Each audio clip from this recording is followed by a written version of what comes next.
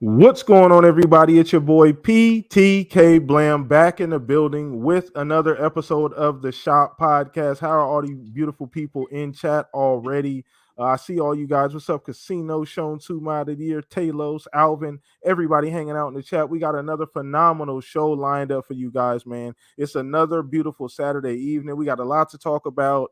The gaming community is buzzing. Gaming is buzzing. Xbox is buzzing. You know what it is. We got some great guests here. Some familiar faces. The Brodies are always hanging out with us, though. But I appreciate all you guys. Once again, make sure you tweet out the link. Let everybody know the Shop Podcast is live. This is where you're going to get all of that good gaming news every single Saturday evening, man. Come hang out with us. Let your friends know we are here at the Shop Podcast. But, man, I'm not going to waste any more time. Got two amazing guests. And as you guys can see, no Pong just yet. He will be coming in hot, but you guys know Pong. He'll come through here pretty soon. So we'll get him in here as soon as he comes through. But we're gonna start with our guest, man. And this man needs no further introduction. Mr. Fun Speculation himself, CEO of Fun Speculation. What is it? A conglomerate now? Is that what it is Yeah, now, yeah, man? we're Okay. we're incorporated Oh, got it. officially and Got it. about to go public.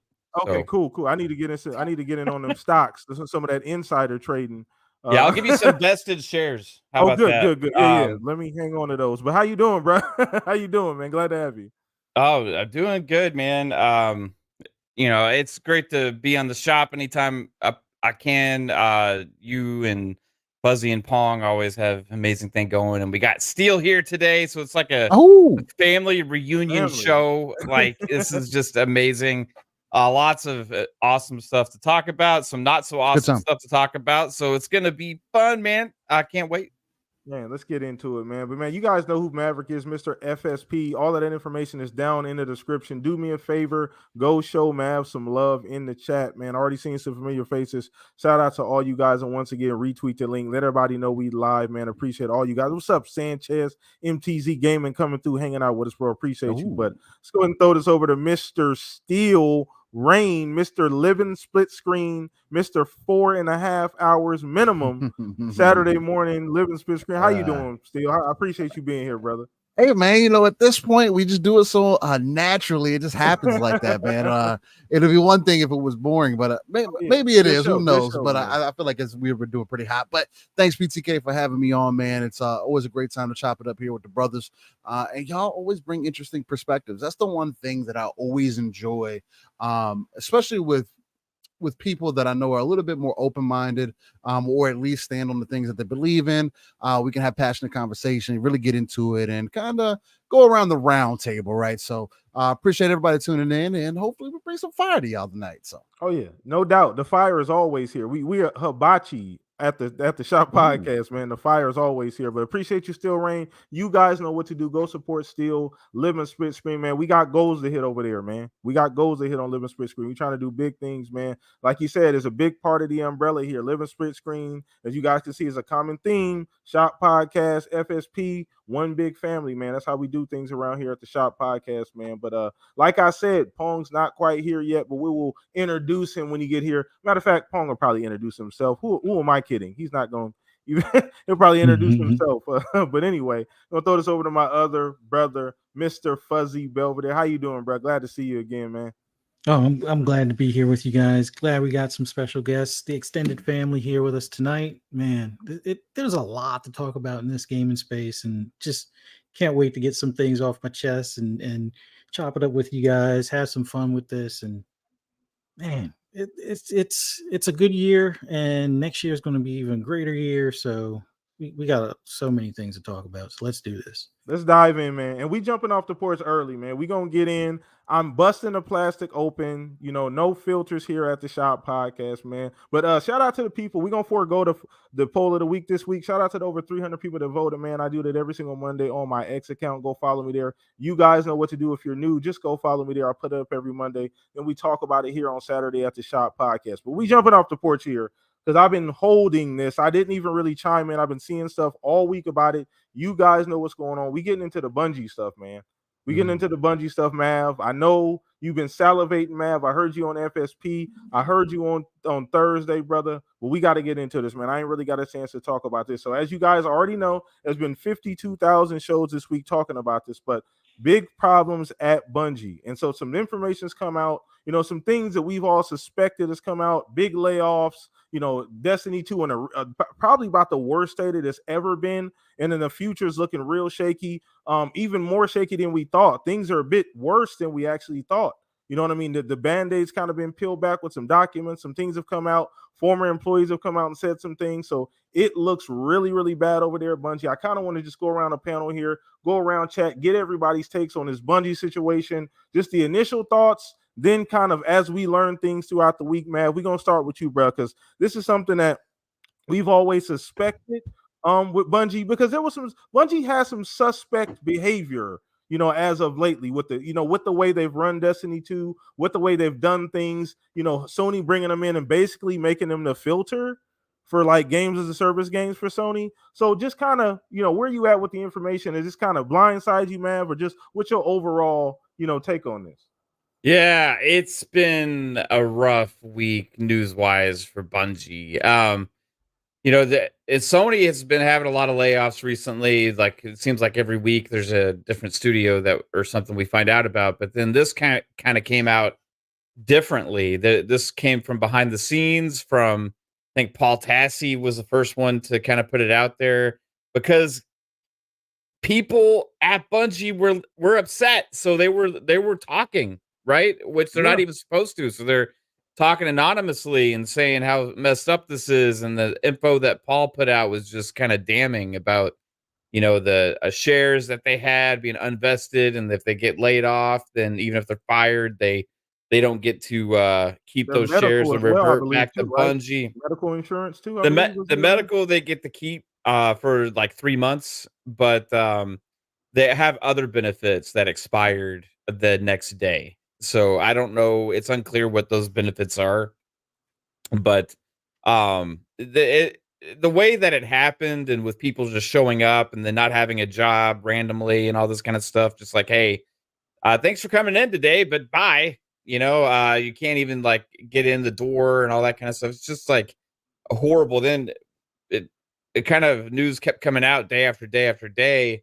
And if find out it's like around 110 plus employees right now, I think is around the count. Yeah. So I saw somebody say 113. I don't know if that's been officially confirmed or not, but it's absolutely crazy. But even beyond that, the more concerning news, and first off, feel bad for all the employees that had to go through that, right? Like, it's absolutely horrible.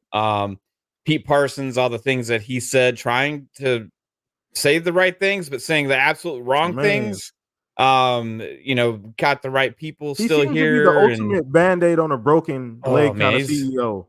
That guy needs to take some classes on how to deal with people, bro. Like, but some of the more concerning news though is about, well, why did this happen? And that kind of started coming out about, well, they just had a delay internally for their last expansion, Final Shape for Destiny. They delayed Marathon as well, and that they have been missing revenue projections by about 45%. Which that's huge.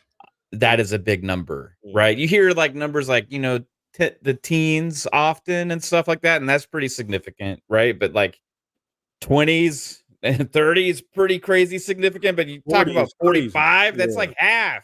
Yeah. They missed the revenue projections by like half. That is concerning for them right now because, they had to bleed a lot of talent too, because some of the layoffs were probably some of their higher salary people that have been there for a couple decades. That composer, the people that did the music. And it's not like redundant type positions. It's not like you're talking about some top creatives there, right? That is actual talent that helps shape the games into what makes them special.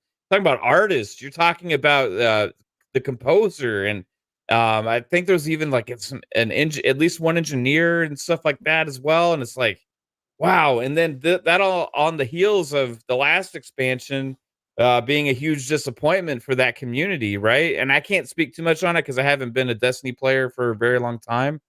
But I know that it didn't meet people's expectations. That people kind of fell off. 2023 had so many other games to play that the people that just reverted to it as like, okay, this is just my kind of game that I play when there's nothing else to play. Guess what? This year there was a lot to play. Right? It was their most bought expansion. It was. It so was. Lightfall was the most bought expansion. Yep. Yeah, Lightfall was the most bought expansion. They had record turnout like after the launch, and it was like back to like launch type numbers for them. Like it died extremely fast though. But then the opposite happened, and they've been having the lowest numbers they've ever had in that game. So, and now with the expansion being pushed back, these layoffs, now what's happened is now you have people actually upset at Bungie, and you have people canceling pre-orders. You have all these kind of things going on, and even a worse sentiment towards Bungie. So how are they going to recover from that 45% revenue projection miss when it's probably going to actually be lower now because of how they handled this, right? They're trying to salvage things, but they actually damaged themselves even more by doing what they did and how they handle it, right? Because they could have handled things a lot better and really tried to turn things around. But like everything that kept coming out from these employees that were upset doesn't lead them to be able to hopefully find any kind of success anytime soon, right? And we know that Sony's not in the best financial position to weather the storm too much because they've been having layoffs in other studios, right? So it's like, there's been reports coming out that if Sony hadn't purchased them, that they might have gone under Bungie even. So I guess it's good that maybe they did get acquired, but at the same time, like how long can this go on for? And yet, like you mentioned it before, like they were supposed to be the ones to come in and right the ship and tell all these other studios how to do things. But they right now can't even get their own shit together. They are so discombobulated internally. And it's like, do we want to learn from these guys? Right? These were supposed to be the chosen ones, but instead they go and cancel some of these other games that we had that we felt good about because they seemed like they knew what they were talking about. But now, wait, we're supposed to be relying on them for some of our best games of service revenue growth, and they're down 45%. No wonder the reports have come out about Sony losing faith in games of service, right? Obviously it ain't working too well right now for them. So, man, it's crazy situation there right now. That for Sony to spend that money, that $3.7 billion, and now have this potential like headache within Bungie that's supposed to help cause you extra revenue growth is actually bleeding money right now for them pretty significantly. So hope everything turns around. I really do. But right now it's not a good look, man. So, the crazy thing about this, Mav, the ironic part about this whole thing with Bungie is that, like you said, this team was brought in specifically, Sony knew they were losing Call of Duty. We all saw this as a play. Okay, this is the next chess move to kind of secure that games as a service, get you another player in that arena, a big player who knows how to make that specific type of video game. But did Sony actually back the wrong horse? Did they think, we might be able to get a good deal? We see the financials. Things aren't necessarily going the right direction, but financially, we can probably get these guys. We'll overpay a little bit, but we'll get so much more on the back end because we know Destiny 2 is going to be huge. We're going to have all of these concurrent people. Destiny is going to be associated with PlayStation, first party, all these different things. And that is not how it's working out at all, man. So I want to kind of ask you a quick question before we throw this over to and shout out to you, Pong. What's up, bro? Slid in here. What's up, brothers? I see you brought in Mav as backup. Yeah. What's going on? What's going on, everybody? I got you, man. It's all right. You can go. Yeah. Now you know how I got games to play. Look, I got games to play. That's cool. Finally. Don't worry about it. Don't worry about it. Chat. I'll see y'all later. That's all right, man. That's all right. You guys take over. Take it easy, Pong. I'm gonna do your outro now. Right, yeah, I'll do my outro now, man. Golly. The 30-minute out. Yeah, no. Better late than never. Sorry, everybody. I am good, here. Good to see everybody. Let's go. It's good to see you. No. So let me throw this over to you, Mav. So once again, we're talking about what was their role at Bungie. What do they do now, Mav? Like what? So what kind of conversation? You let these guys cancel factions. You let them go in and say, nope, that ain't it. Start over. Yeah. What kind of conversation do you have with Bungie now when you look over and like, wait a minute, they're not doing well. Like, this is not going in the right direction. Well, I think they have to just really double down on Marathon and try and get it out as soon as possible, but also make sure they have a great content pipeline. I mean, that's the only real great hope they have, because even the Final Shape, that's their last expansion. So, for Destiny, so you No, don't the way the player base feels about Destiny, you can't guarantee that that's even going to do right. well at this point. I mean, a lot of these studios can have turnarounds, so like it's very possible that things do get righted. But like, I think the bigger question is like, when you say, what do they say to like them? How do they fix this, or what do they do? And I think it depends on the direction that Sony's trying to go and shift course to, in which we don't really know. Like, this is the most unclear I've been about Sony's direction in a very, very long time. And now Jim Ryan's out, and all this was Jim Ryan's vision, right? Like, he wanted to do all these games as a service. He wanted to bring in Bungie to like get everything rocking and rolling with all of that. And he thought they were going to be the ones to be able to teach them how to do this and get these other studios up to par to be able to do these kind of games and stuff. And now you have layoffs, you have the factions cancellation, and I think a lot of this right now is honestly on Jim. It's on Jim, and we look at it like he retired, right? It's funny that he retired before all this stuff started happening, So I don't want to. So I get where you're going with this, man. I don't want to throw it all on Jim. I don't know how long. Do we know how long Jim has been at PlayStation before? Well, I'm not blaming Bungie's own trouble on Jim. Yeah. What I'm saying in the greater PlayStation scheme of relying on Bungie is a mistake there. You know what I mean? Like, it's a part of Jim's legacy. It is true. It is a part of Jim's legacy. Like, Bungie, like, obviously had already been having some issues, right? They brought them in thinking they were the ones to be able to fix everything. So now we have factions canceled, which, if we look back, maybe it would have been better off if they started small with factions and grew it, instead of going all in and thinking you could bring Bungie in to kind of tell us how to do this and this big, huge games of service factions. And then they look at it like, no, you can't do this, isn't that? And then you can just straight up cancel it. Like, the whole direction and everything going on there has been really iffy and weird. And now we don't know what direction they're going. And that also puts more pressure on Bungie, right? Because now with factions canceled and then who knows when these other games are going to be coming out, they got to get stuff together. So I am curious about Sony's stomach for it, is where I'm going with this. Yeah. You know what I mean? Like, what is Sony's stomach for the long-term effects of bleeding money into this, right?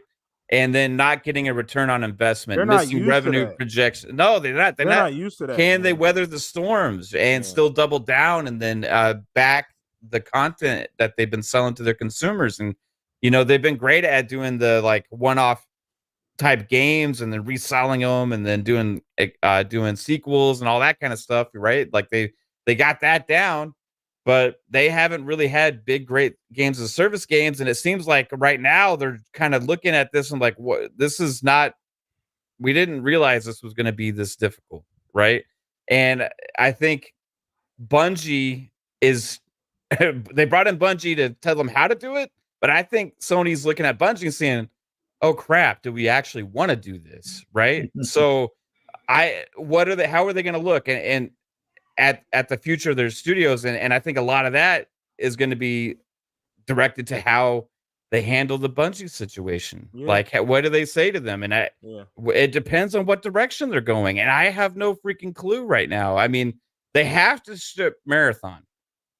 There's been too many years, too much money invested into it. But like, with that being delayed now, like, I don't know, man. It's can they afford to keep messing around with this stuff and not getting any returns? Like, hopefully whoever comes in and takes control and fills Jim's position has a clear understanding and vision of what they want to do.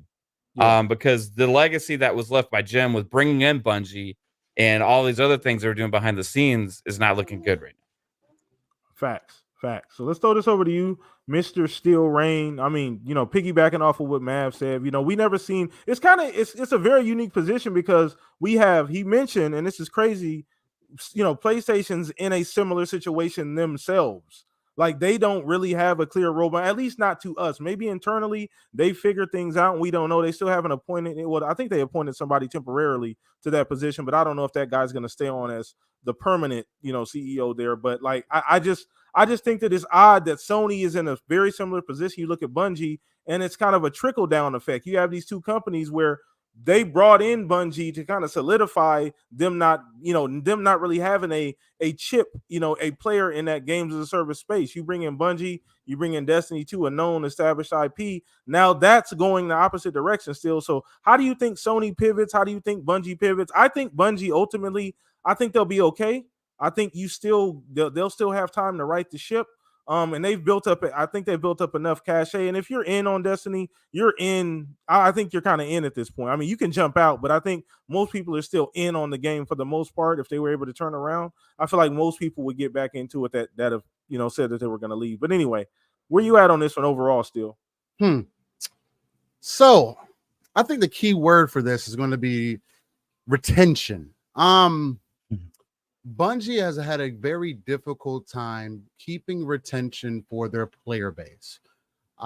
Their issues have translated over from Destiny 1, and I don't think, man, I'm of so many minds because I am a Destiny player. I'm a Bungie fan, have been since 2001. So I've been on board, but I'm more so on the PvP side of things, although I've experienced every piece of the game except for probably the last 3 years worth of raid content, because that's just not my thing. As far as Bungie goes, Bungie needs to sit back and be able to figure out what they are truly trying to accomplish, because my biggest issue is, and this is something that I've held over since they moved away from Halo, and like we discussed this morning, part of the reason they even moved away from Halo was because they wanted to work on Destiny, and things just didn't pay out right with Microsoft. So not only do you leave Halo, but you go and create another game that is in plays like Halo. But now, for whatever reason, throughout the years, you've had a hard time getting an identity of what you're trying to become. And to be honest, them being probably one of the ones that are on the higher side of the live service game, with having more of an idea than most do, and being able to be move around freely as they have. Again, they are under PlayStation, where their contract is more open than it typically would be with anybody else. So that's an extremely unique thing. So Bungie's name definitely carries cachet within itself. So I don't know if necessarily the game needs to or still does, because I do think they're at a point where it's either make it or break it. If this next DLC isn't what it needs to be, I don't think that people would have faith into playing Marathon. I mean, again, I agree. They already pivoted. Just real quick, Bungie has already pivoted from doing a battle royale originally to now doing an extraction shooters, and extraction shooters are already in an extreme niche because not everybody's into that. I mean, again, you hear people complain about Warzone and other battle royales when you take all this time to get your gear together and everything, and then all of a sudden you die, and now you got to go through that whole process again. Not everybody likes doing that, and extraction shooters are much worse in that fact. And then to hear that it wasn't received well, quote unquote, and again, take that with a grain of salt. It is what it is. It just doesn't bode well. Again, it's that lack of vision. Something is missing. And for me, at least, if Pete Parsons is going to remain at the top of that hill, I don't think it will be successful, because unless they do something similar to what Call of Duty does, or has done with like Modern Warfare 3, where it's like, oh, we took all this stuff out, but guess what? We're going to put it all back in this next game, and we're going to give you all the maps and everything, like Destiny's trying to do now. Oh, we're going to bring all these maps in. And, oh man, we do care about PvP, but then openly, guys, it's like it's been 5 years since you've gotten any decent PvP content in your game, as an example, and that's supposed to be another side of it. So I don't know. Bungie's is in a very interesting spot. I don't personally have faith in them. I probably will check out the Last Shape just because I have that vested time in there. But at the same time, if it's not enough of what I'm looking for, especially as a main PvP player, it just might be out of luck, and maybe that's what we need in the industry. I don't know. But as far as PlayStation goes, I don't think it helps them at all. So I got a question for you, Steel. Go ahead. What happens to Bungie if Marathon struggles out of the gate? They divest. They break down. The only other thing that'd be the extreme level. The only other thing that it could really do is pivot into doing Destiny 3. Although that's not in the plan right now, Marathon is not big enough of a game. Marathon's not going to take the place of Destiny. If it does, it's not coming out until 26, 27. That game is not coming out in 25. I can guarantee that. I know that for sure. And if it does, it's going to come out in a very bare bones state. Because there's no, why would I have faith in your in another PvP game of yours and you haven't put any real transaction or faith into the PvP that you currently have, although you have one of the top 3 first-person shooters in the industry. Nobody compares. Yeah. Unless you're a Halo or a Call of Duty, and look who you're talking about, right? So it's like, I personally don't see Marathon as their next big game. I don't understand them trying to put their eggs in the basket of Marathon. What they need to do is get Destiny right for the first time. Not, we're going to microtransaction our way out of this and still struggle. Because it is embarrassing, at least to me, as a Destiny fan, to see them be so adamant about adding all these microtransactions into Destiny and making Destiny so inaccessible for newer players. Crazy. To the point where you have to spend hundreds of dollars to access new content. Again, this game is a wannabe MMO. It is not a true MMO, because if it was, then it would have other key features that MMOs have, and that's accessibility and give people access to the content that you've had, not sunsetting it, not taking away, not constantly shitting on your paid content. By the way, content that I paid for, not just any content. I bought that with like cash. And they just said, you can't play that no more. There's content that I have grinded for, and your only excuse was, we can't do it on this system. Like, guys, like, I mean, it is what it.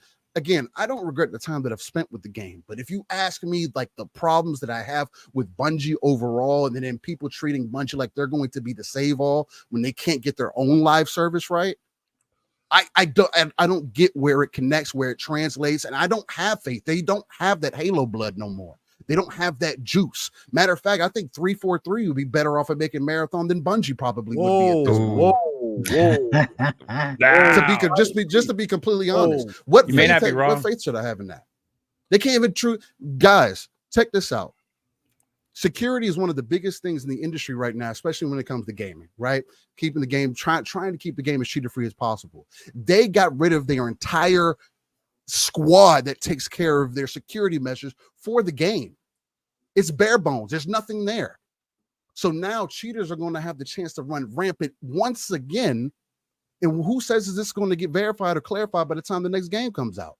Again, this is no whole other half of your game. And look, I hear people who say, "Oh man, I only care about the PvE content. You're talking about PvP and you're coming from this jaded side, this, that, and the other thing." Look, I hear you guys, but like, this is the same problem that I have with people who say they don't care about multiplayer like that. That's why Factions isn't being made right now. This is the exact reason, because there was 1,000 people playing Factions, not 1,000,000. There was 1,000.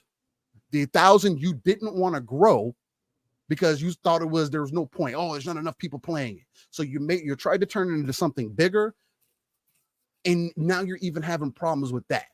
So it's just like, things aren't connecting for me, at least, and I don't have faith for the future of what is possible, not only through Bungie, but through even PlayStation on the multiplayer front. Guys, I didn't even know that Predator Hunting Grounds was a PlayStation game, but why aren't they constantly putting that out there as a multiplayer game? I saw nothing but PlayStation dudes on there when I jumped on there not that long ago. Like, why isn't that? Like, I just don't see the vision for them. That's me. Okay. All right. No. Rant over. Soapbox down. Nah, but shout out to you, Steel, man. No, so once again, this is just an interesting take, and I'm dying to hear you, Fuzz, dying to hear you, too, Pong. Just gotta dig in on this, man, because this is weird coming from Bungie. Like this, the moves, having this deal with Sony and then both being in similar positions. Like, how can they give each other advice at this point? They got to get their shit in together individually, before one can actually do the job that they were purchased for. Like, you can't like invalidate somebody else's multiplayer while yours is dying in a corner. Like, well, go ahead. Here's the thing. Like, if I was somebody at Naughty Dog, I would, if I wasn't fired before, I'd be fired now. I'd be like, how dare you guys bring these new kids on the block to kind of check our stuff, and they can't even get their shit right? Like, seriously, like who does that? Like, I could see if it was like, the owner's, cousin or nephew or whatever, but get this BS out of here. Like, like Bungie, all things aside, as far as like Steel hit the nail on the head. Like, they've ignored PvP for umpteen years at this point. And I'm more of the PvE guy, but when you have your community telling you, please fix this, please do this, pay attention to this, and you're like, nope, we're just going to make more shaders more expensive. At some point, you're going to shoot yourself in the foot, and you're not going to have anything left. So they've been bleeding off players. Like, at this point, I'm wondering who at Sony didn't see that 45% projection type of thing. Like, yeah, who hid that document? Oh, by the way, make it. Just in case, guys, real quick, just to add on to what Fuzzy's saying. By the way, that 45%, there wasn't some out there number that they put together, like there was a rumor about. No, that was supposedly the realistic number that they thought they were going to get. Oh, so it's even worse than what you can imagine. It's not like somebody like cooked the books and was like, no, it was supposed to be within reason. Yeah, if that's within reason and they're that far down, that goes to show, like, just like you said, they're bleeding off the player base. Like, great, your last DLC sold great. That's awesome. And just like you said, like, when it comes to retention, they obviously shit the bed on that one. So how do you go and fix that? Well, if you're going to delay the next expansion as opposed to, focus on either making that expansion the fix or doing an emergency thing, kind of like let's look at Diablo 4. When it launched, everybody was kind of happy with it. Then they started rolling things back and making it a little bit more grindy or making things a little less sensical as far as like how the things work or what things were viable. And the player base is like, screw you guys. Like, what are y'all doing? People have been doing that with Bungie for ages. Like, I mean, like, I think it was like 2 or 3 updates ago was like the best update for me in comparison. Like, I played Destiny 1, hated it. It was vanilla Destiny, never bothered with it. Blam got me into playing Destiny 2, I think when it was in Game Pass. And I'm like, okay, I understand this. Everything makes more sense. It's a lot better as far as like weapon infusion and all that stuff, as far as upgrading stuff. So it started to click. And then it's like, okay, it's out of Game Pass. We're going to, up the price on shaders. It's like, I think I bought one more season's worth. And I was like, this is worse than the first time around when they try to monetize the hell out of Division. I'm out of here. This doesn't make any sense to me. It's like you went from, these things being like 60 Stardust or whatever to now like almost 600 Stardust. It's clear at some point they either got greedy or just wanted to keep on running up the numbers. Like I've been at a company where it's like we were told 20 plus years ago, you better be up like 15% year after year after year. And it's like, when you think about it, it's like, it's not that it's impossible, but it's like, oh, every year we got to grow 15%.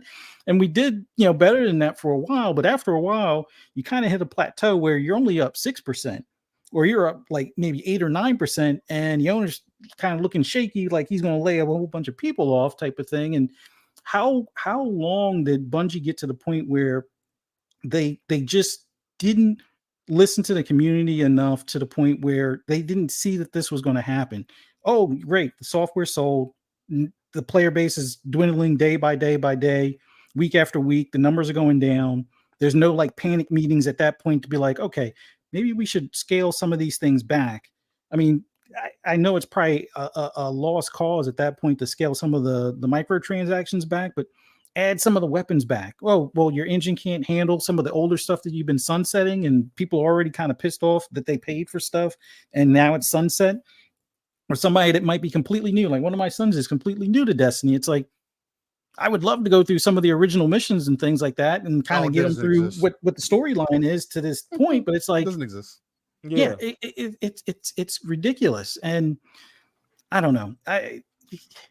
It's funny to see the bigger picture now, taking a step back, looking at, and I laugh at some of the people that tried to clown me when I said, Bungie is too expensive for Microsoft, and it wasn't expensive like they couldn't afford it. I'm like, this is $1 trillion company, they can afford it, but they're asking too much for their brand.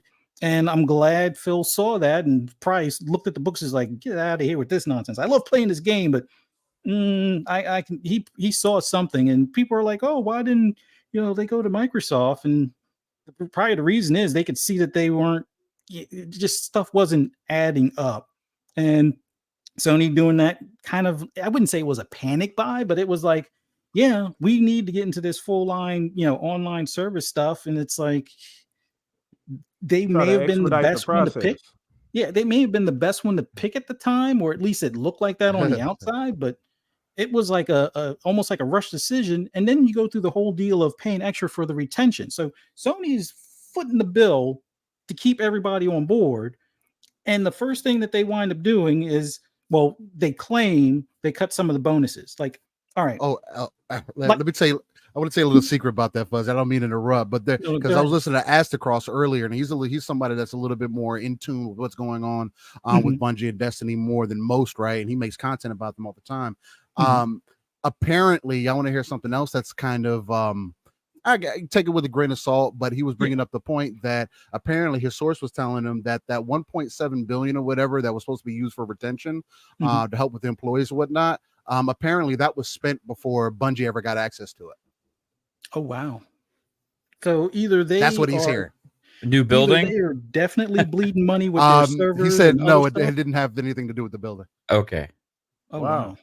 Yeah. So, and that's the thing. Like, I've seen, like, we all know about the story with like Nintendo, and the executives took pay cuts and things like that. And I've been at companies where some of the upper management and C-suite, executives took, less of a bonus or a cut, so you didn't have to lay off as many people.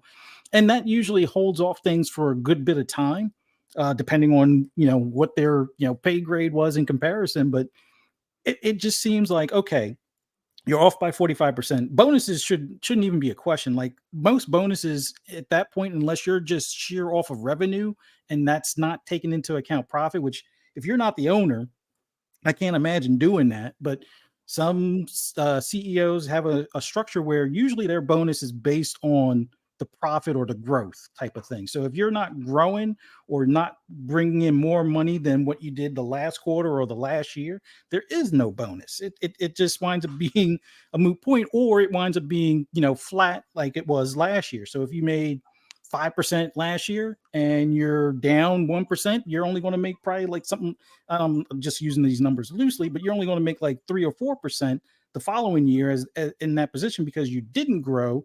And that's if you even get that 3 or 4%, because a lot of times there's a clause saying that, nope, you lose it because X, Y, and Z type of thing. So the fact that they laid people off, the last day of the month, Cobra, they can have the 3 additional months, which usually that winds up being 3 times more expensive than what their original healthcare cost was. So if the company was paying, let's say, $1,800 a month per employee, the person now has to pay almost like $3,800 or something ridiculous. So Cobra, at least when I was working 3 or 4 years ago, Cobra is ridiculous as far as out-of-pocket costs, and the companies don't typically cover it. You have to cover it if you want to keep it. But maybe things have changed since then. But it just feels like somebody sold snake oil to Sony, and Sony's too embarrassed to admit that they've been ganked or that they've been bamboozled or whatever the case may be. And I'm pretty sure somehow Sony, like people have said before, Sony may have had some inkling in it, because you look at the rest of Sony, there are layoffs here and there and everywhere kind of thing. So there's probably just, hey, your budget's scaled down to this and you figure it out from there type of deal. But whatever the case is, I don't know if that delay is going to help matters. And matter of fact, I agree with Mav. I think it's going to make matters worse. Like, not having that content to bring back players, unless you do some sort of emergency U-turn to push out some content to get people to play, which a lot of people are angry at them now, or I wouldn't say a lot, but you feel a certain way after a company does something shady or scummy like that. So it's an uphill battle. But if anything, they're one of those devs that can pull it off. Like a CD Projekt Red, them, and a few others. Only a few others can kind of turn ships around. But yeah, I almost want Sony to be like, we're done with you, closed, or something like that. But I don't want it to go that extreme, but it almost feels like whoever that CEO is, they need to get him out of there just as fast as Jim. Like, he just needs to go. I've rambled enough. I'm sorry. Nah, you're good. You're good. You're good. No, once again, we got a lot to say about this. You know, the bottle, you know, the cork on the bottle has been popped on this. So, you know, it's something it's just insane, you know, that this is going on with Bungie, you know, a much lauded company, you know, seemingly stable. You know, a lot of us, if you're not a part of the Destiny community, you know, a lot of people don't, you know, really feel it, you know, or really see people complaining, because that's kind of how the Destiny community works. They're always complaining, right? But generally it's for the betterment of the game. I would say, even you know, PvE versus PvP, there's always that divide, but people just generally want the best for the game, and it doesn't look like Bungie wants the best for Destiny anymore, which is crazy, because there would be no Bungie without Destiny at this point. You've already moved off of Halo.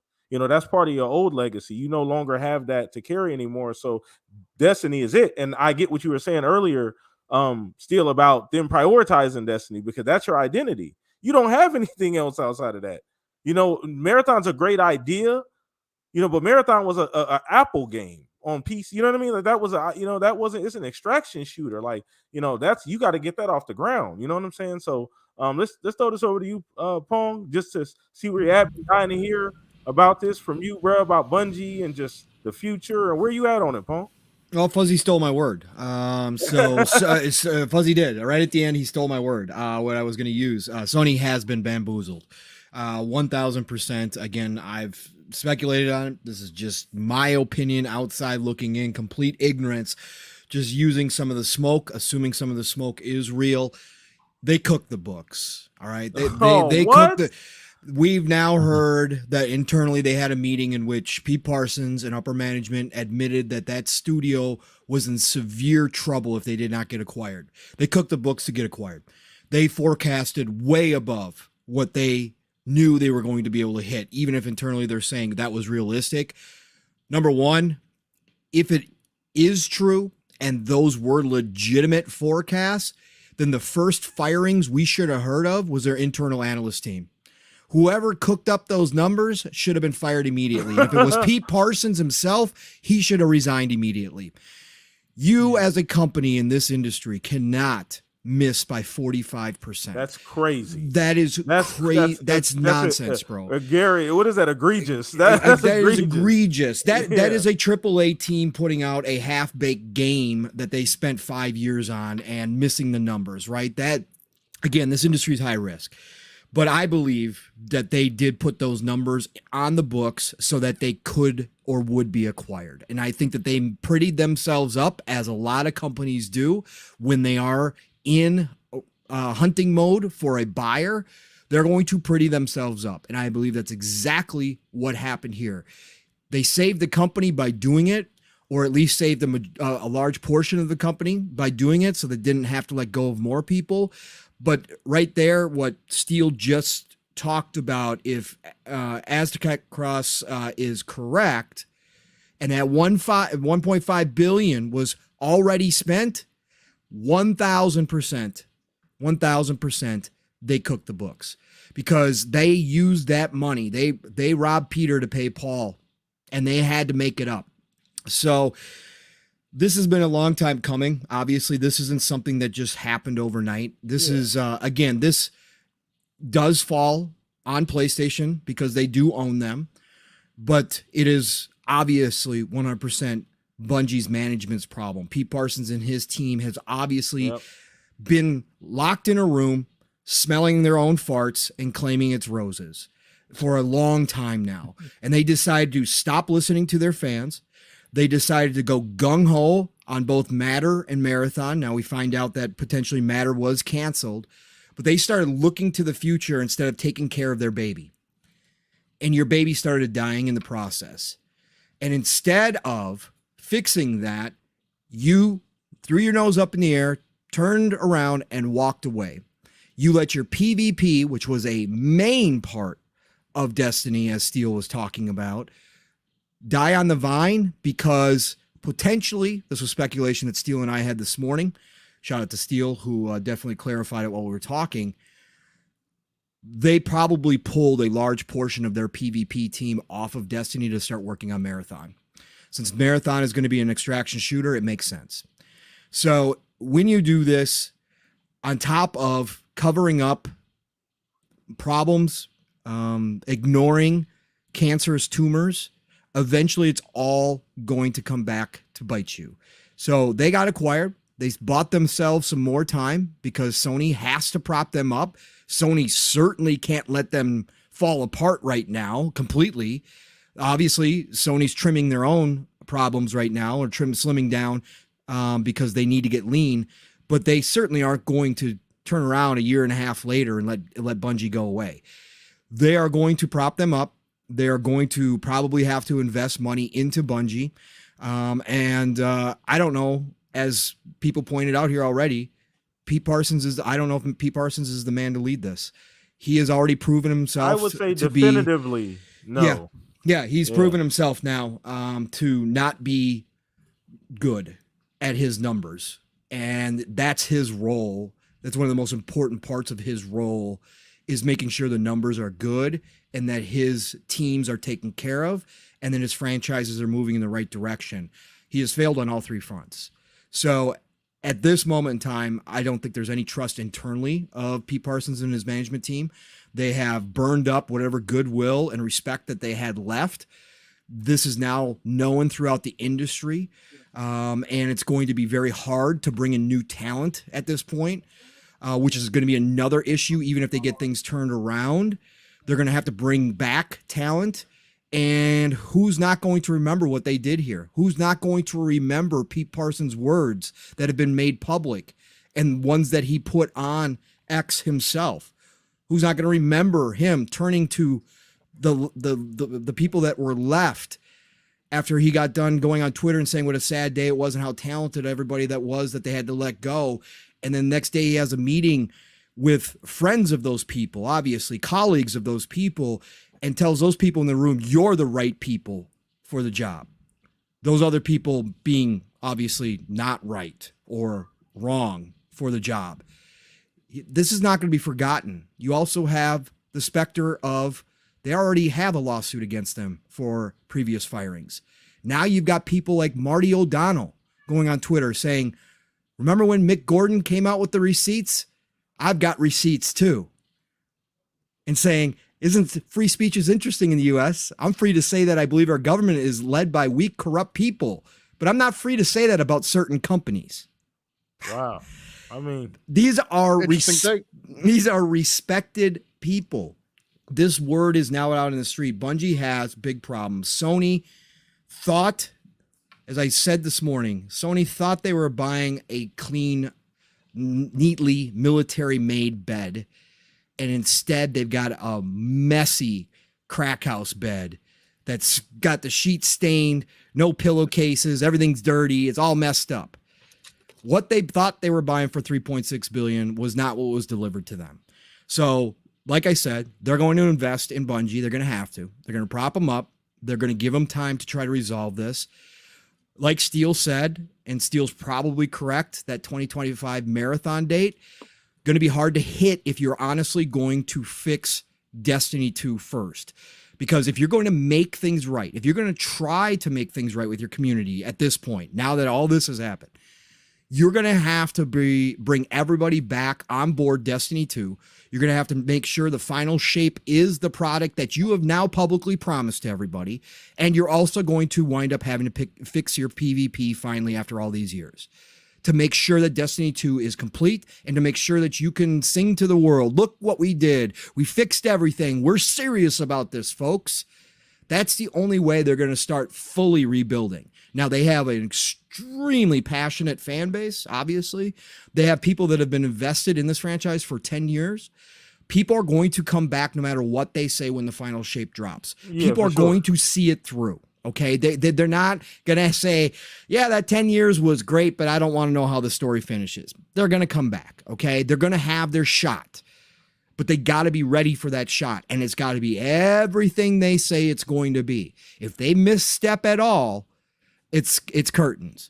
And ultimately, at the end of the day, your speculation or your question concerning what happens if Marathon fail, or maybe it was Mav that asked it, if Marathon, if it is true that they've got those eggs in that next basket, if that's their next baby and they're already looking to the future on Marathon and they're thinking that's the game that is going to be a huge success for them out the gate, and it doesn't show up that way, you could see Bungie close up. You could see Sony cut the cord.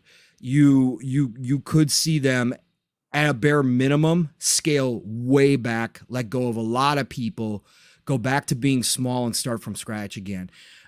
Because this industry doesn't favor anybody. This industry doesn't remember what you did for the industry previously. It's what have you done for me lately? It's unforgiving. And what Bungie's done here, what and again, this isn't about the developers. This isn't about the people on the bottom where the shit rolls down and crushes them. It's not about those people. This is 1,100% at the top.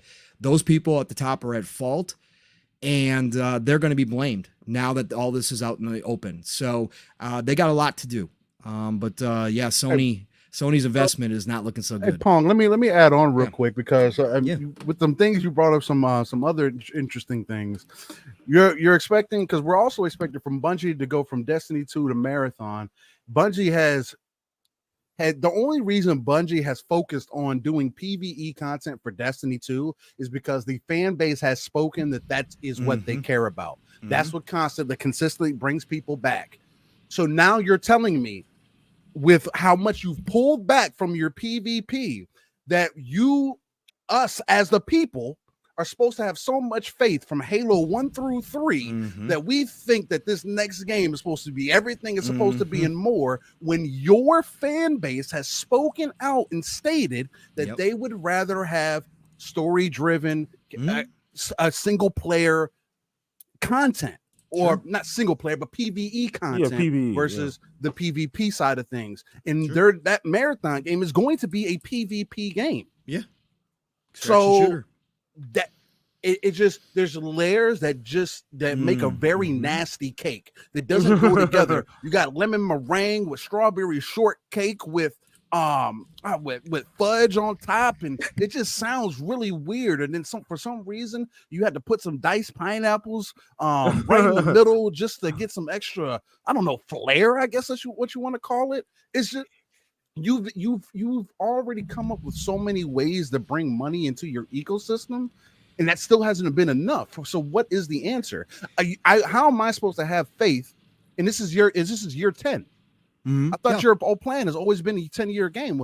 I thought it was supposed to be better. So, do you know the crazy thing about the 10-year game thing? They didn't even build the engine the last 10 years. Why do you think we got sunset content? The engine, the engine couldn't keep up. So couldn't keep up, right? Yeah, so we have to get rid of this content that was made with that old engine. If you can't play it anymore. At any studio had better have forever, any publisher better have forever banned the word 10-year plan. They better have been. Nobody should ever say that ever again in this industry, ever. No matter what Blizzard. It is. Okay, well, maybe Blizzard. Blizzard but still, count. Yeah, I'd rather them just say it internally, Fuzzy, than ever putting it out in the public eye. The other thing that I want to quickly say about this, and it pertains to Bungie, not only is Bungie themselves in trouble with this, what's happened here, now that they are part of PlayStation, they were brought in for a specific purpose by PlayStation. They, in fact, could have set PlayStation back years at this point in their transition. They potentially walked in there, again, based upon the stuff we are hearing, and caused rifts with the first party groups. They potentially caused Sony Corp or PlayStation themselves or both to question their ability even further to actually step into games as a service or transition to a different multiplayer focused, co-op focused, engagement focused strategy altogether. This Bungie could have actually been the poison in the water that really, really makes it difficult for PlayStation to make this turn in rough waters. That is a crazy thing to think about, that you brought in a purchase of $3.6 billion to help you, and they brought their own curse, disease, whatever with them that now has infected you. And it's going to have ripple effects for the next years as PlayStation tries to do something and tries to decide where they're going with this. Yeah, it's crazy. That was my point earlier, Pong. Yeah. Like, you don't think that 45% revenue projection change is affected some of the other decisions from Sony, right? Because that affects them too. You know what I mean? Like, so, how does that affect them long term with the decisions that they make? And maybe Sony forces them to rush stuff out sooner than they want to, even. Like, we don't know we don't know what's going to happen in the future. It's like, I don't have, like, the one thing with Microsoft and doing all their games of service, and now with Blizzard and all those things, like, those companies, both Blizzard beforehand, right, Activision as well, which was part of ABK with the Call of Duty stuff, and then now Microsoft with all of their examples. They've all had failures at launch that they've recovered and put money back into and reinvested in the community and built things back up, right? And we already see what's happening now. And that's why I was asking about Marathon, like, with the state that they are in now. And if Marathon comes out and it's not a huge success, right? Like, I just don't think that Sony has the stomach to keep investing in and save the day for Bungie. You know what I mean? We don't even know if Sony's gonna do it for themselves. Like, we don't even right. That was Jim's plan. They said, whoa, Jim, whoa. I get what you're saying, buddy, but that's not really. We don't like. We don't really. You remember those reports, PTK, about Sony wanting to move on from games of service and all that stuff happened about a week before these layoffs at Bungie. Well, think about, Mav, if you're Sony Corp, right, and Jim presented this roadmap to you about what you were going to do to change PlayStation's direction going into the future, and not completely, because you're still going to do your first party, but being that the first party single player games weren't sustainable, according to him, we're going to create this revenue stream with these other games, right? And obviously games as a service, when he presented it to him, were very popular. Think about what it would be like to be Sony Corp, who got sold this entire idea, and then all of a sudden the big acquisition, one of your biggest acquisitions, right, if not your biggest acquisition, at 3.6 billion, which isn't obviously comparative to Xbox anything, but for Sony it's a lot. Sony Corp makes this green lights this $3.6 billion acquisition, and the next thing you know, you got Jim coming to you going, about Bungie and the forecasts, those numbers that we saw, they're off. And Sony Corp's like, what do you mean off? And he's like, they're going to be lower. And Sony Corp's like, how much? And he's like, just 50%. Can you imagine what Sony Is Corp? this part of the reason why Jim retired? Right. I mean, if you have the COO taking his spot, yes, it might very well be. Damn maybe right, Sony Corp says we need somebody to check this. I mean, just to think about everything that's happening in about a month's time, a little over a month's time. Jim retires, right? Connie Booth's fired. Her team's gone. You have cuts at Visual Arts. You have cuts at Media Molecule. You have cuts at Naughty Dog. That game's canceled. You have layoffs now at Bungie. All after Jim announced his retirement, right? Reports came out last week about Sony might be souring on the games of service idea. all right before Bungie's layoffs as well. Like those projections from Bungie, I think had a ripple effect throughout all of Sony.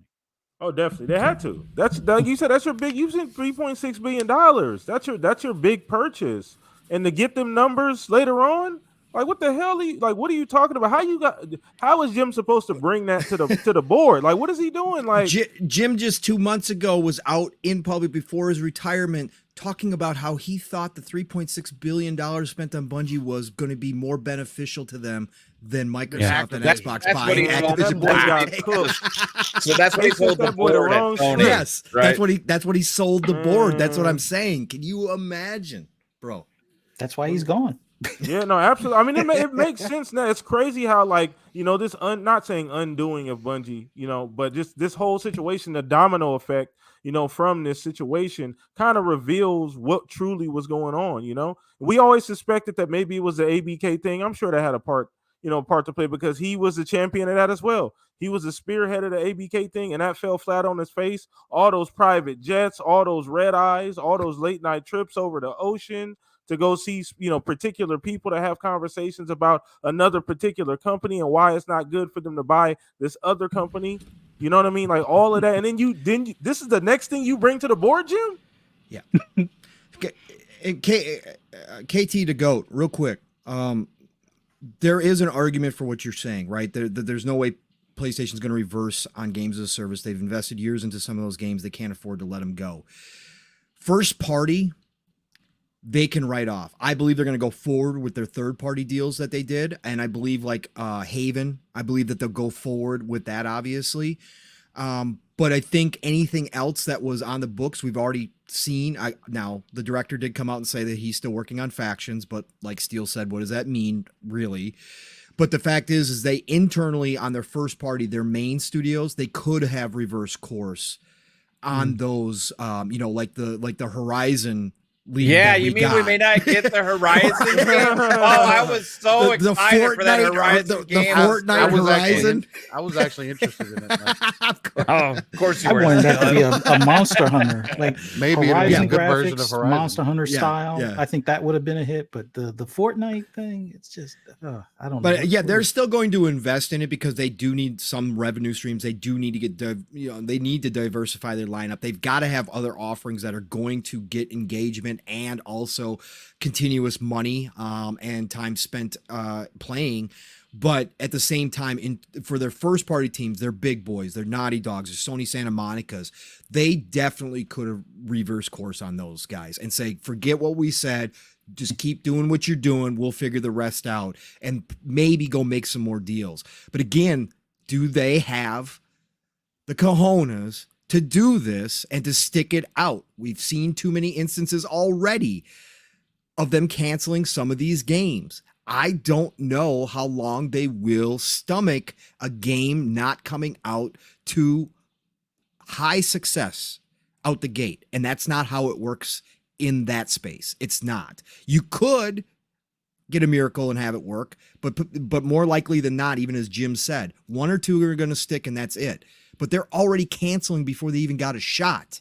Yeah. So it's it's going to be a tough road, man. On top of the built-in problem that you weaned your fan base that those type of games don't matter. Like they don't play those games. You know what I mean? Like you've pretty much weaned your fan base on third-person action adventure games, or that's what a good game is, people. Like that's what you're really playing a video game if it looks like that, people. Like that's what we. But they should be looking at games like Grounded.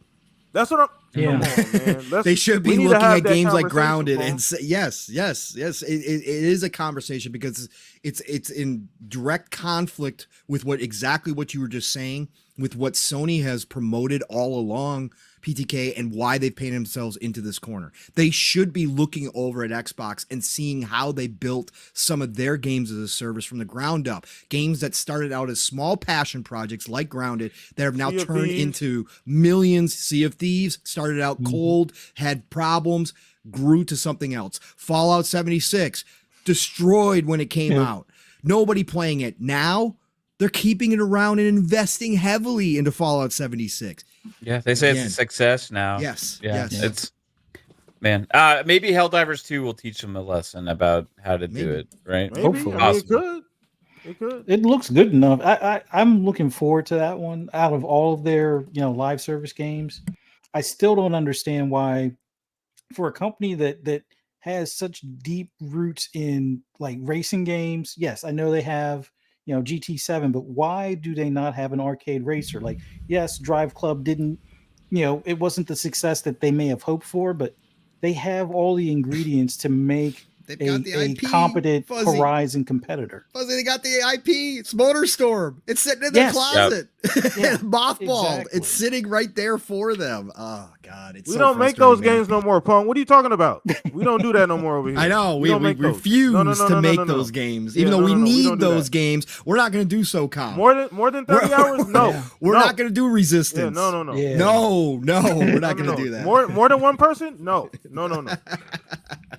We don't do that. I mean, So, I guess to some extent, like if you look at Ghost of Tsushima, when they did the like the co-op and the raids and things like that, I guess they didn't get the engagement that they were looking for. But I don't know how much they really put into it, because it almost seemed like it was pushed and then it went silent.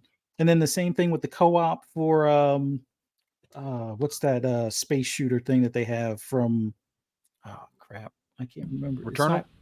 Yeah, Returnal. Like that one has co-op and they don't really talk about it. Yeah. Like, and I was kind of hoping that Spider-Man 2 would have had co-op, but maybe the reason why it never had co-op is because looking at the numbers from Returnal and Ghost of Tsushima, they were like, it doesn't look like our fan base plays it. But at some point they gotta cross that threshold and at least try or push maybe a little bit harder to That's the kind of thing. see or grow that base. but you don't. I mean, where you getting the push? You getting the push from the Xbox community.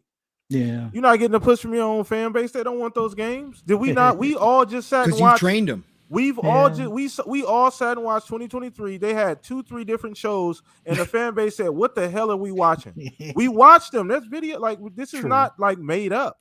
This is the problem that you created, and people. I'm not talking. I'm not digging it. So this is the reality. You created this problem. You told everybody these are good games, and decided that's where you were gonna go. It was working for 15 years. Then Game Pass happened. Yep. And it changed the dynamic in industry. It was probably the huge market disruptor, and you weren't ready for that. You weren't ready said for that- Microsoft backing Xbox. No. You were That not too. ready at all. No, not at Yeah. all. And PlayStation's got, again, They have great. this isn't about PlayStation dying. Yeah, it's PlayStation's not. It's not not. going No. to die. Yeah, no. PlayStation is not going to die. Again, they're selling hardware like crazy, but they've got to figure out what they're doing. They again, who they choose to replace Jim has got to be one of the best hires in the history of PlayStation, because that person is going to have to right this entire ship in stormy waters, much like Phil. Actually, Phil was in a worse spot. Phil was bailing water. Yeah, His ship was sinking. His ship was Had a sinking. big ass. So That hole was in it. that was We the talking about inspiration for Cannonball. Sea of Thieves. Yeah, Right, yeah. That was a Don Matrick sized cannonball. Yeah, yeah, but PlayStation has to have a visionary hire like Phil that sees a path forward, even if it's different than maybe what Sony Corp would necessarily ever decide on. They have to hire somebody who's going to have that vision. If they hire another numbers guy, or if they hire a standard CEO that isn't a personable dude, they're going to be in a lot of trouble. They're going to have problems doing this, and it is massive, because if that person can't look at the catalog of IP that they have and start pulling out one by one and saying, we're reviving this, reviving this, that's an issue. That is going to be We an gotta have this ongoing issue. conversation. Insomniac can't make Spider-Man forever. Yep. Listen, we gotta Spider-Man 5? have this conversation, Mav. We gotta do it, Mav. How long we gonna get to Spider? I mean, is that all Insomniac's gonna be able to do? No, I mean, they can we'll do- get the definitive editions coming out again. You'll get the remaster make of Spider-Man 1 Are they eventually, right? Are they gonna get a chance to Remaster, do make director's cut. Are they gonna get a chance to do a Sunset Overdrive ish type game, a passion project that they just want to do? No, that's not going to happen. Or are they lined up for the next 12 Marvel games? They They're- already got planned. Yeah, They're all in on Marvel stuff. they're pretty building much. this universe out with that. But that's one of the better things they have going for them, you know, like. But once again, we're having a conversation about diversity, right? Like about them being able to, have those games to be able to maintain in between, because they're gonna still do the first party thing. That's still the priority, obviously, with all of the changes over there at Sony. But you gotta figure this out. This is reality. This is where things are at. Microsoft is no longer playing anymore. And Insomniac can't keep this pace up. Yeah. Insomniac cannot shoulder this load for PlayStation time and time. And they're amazing. They're amazing. Other studios have to get on board with other games, and they have to start producing them, and they have to get them out the door, because Insomniac can't do this alone. There's going to come a time and point where, again, if that's what the majority of the games coming out are, Insomniac superhero games, they're going to come a time and point where people are like, enough. Okay, enough. As much as people love them, as popular as they are, eventually, if that's all you're seeing, or that's the majority of what you're seeing, it's going to be like, no.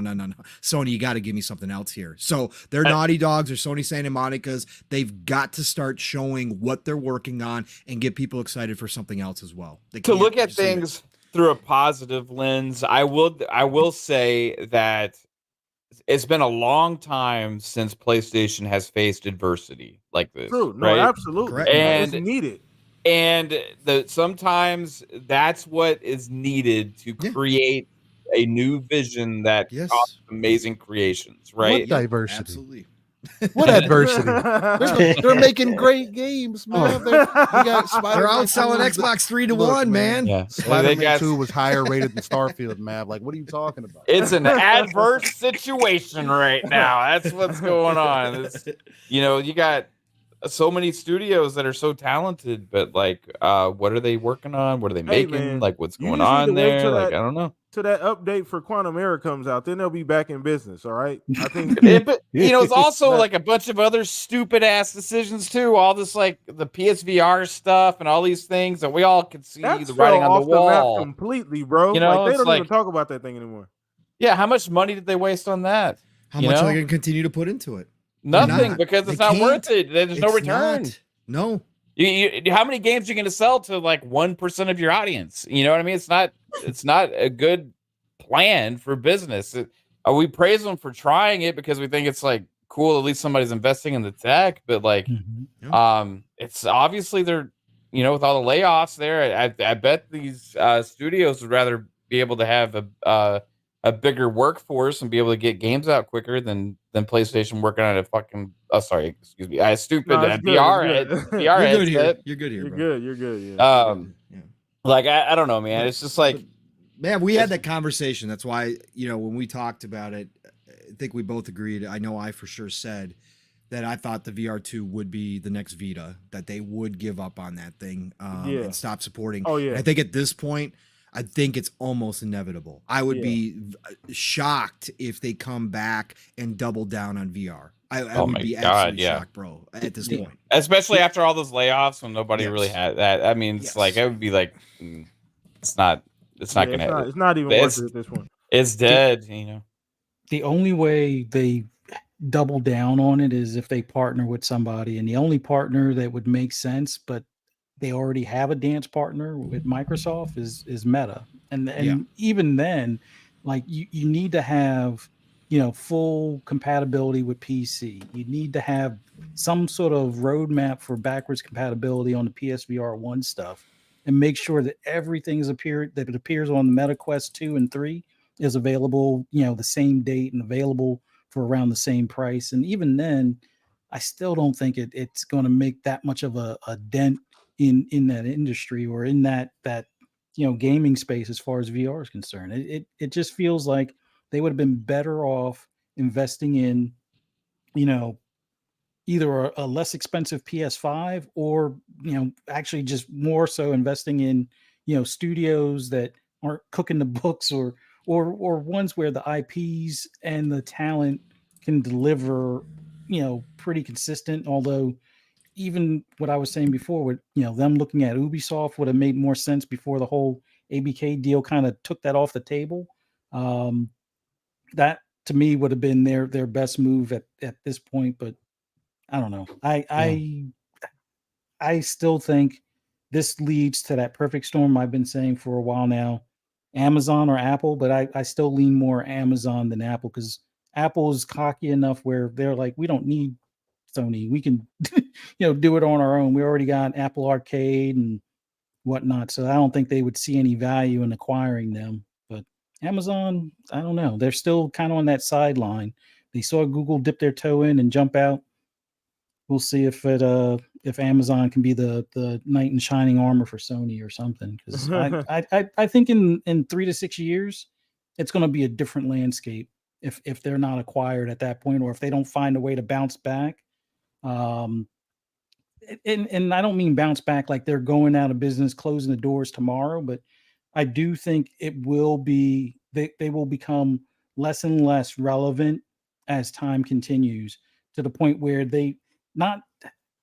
I won't say they'll become like that Sega, or the way Sega was when they were battling Sega, but it just kind of feels like that's the way the cards are going to lay out, here, I would say sooner rather than later. Yeah, for sure. For sure. So great topic. Shout out to Luke, Xbox expansion pass coming through. What's up, my boy, coming through? Appreciate you, man. But yeah, so it's the great warm-up topic, man. I would say it took up 70% of the show, so that's a hell of a warm-up topic. But either way, man, this Bungie stuff, we got to see how this plays out, man. This is another curveball. 2023 has been a fantastic year, you know what I mean? Like for games in general. And I want to make sure we highlight that because that's why we're all here. But this Bungie stuff, here at the last couple week or two, it's just been extremely strange. You know what I mean? It's kind of exposed some things about a company, that I personally hold in high regard, but just can't get out of their own way. Just for the last 10 years, just can't get out of their own way. And this is, then you're bought by another company who currently can't get out of their own way. You know what I mean? They sell a lot. You're right.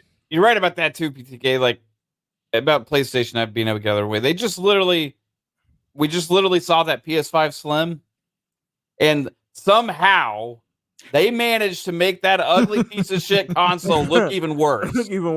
And they made a console that cannot lay flat or vertical without these two little plastic pieces of crap to support it. Yeah. Like, you talk about bad decisions. Like, who even approves something like that? It's just like insane.